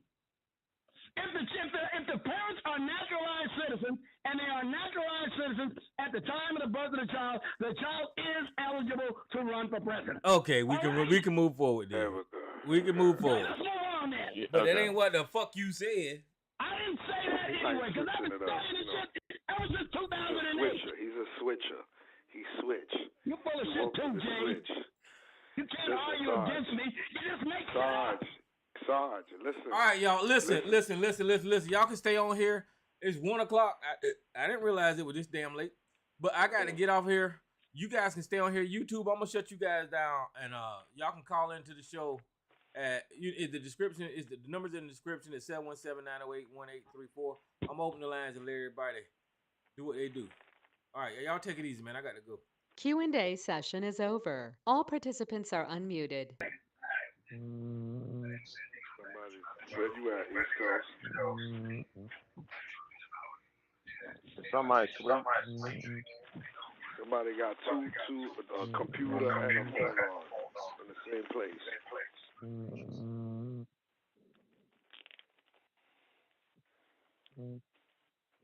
We didn't even get to the meeting the phones that was about to happen. Like what happened today. Sarge.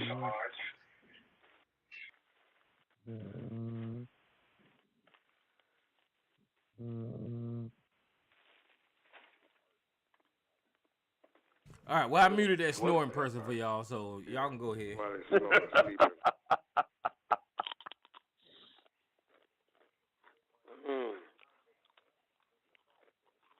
Looks like tomorrow is the last thing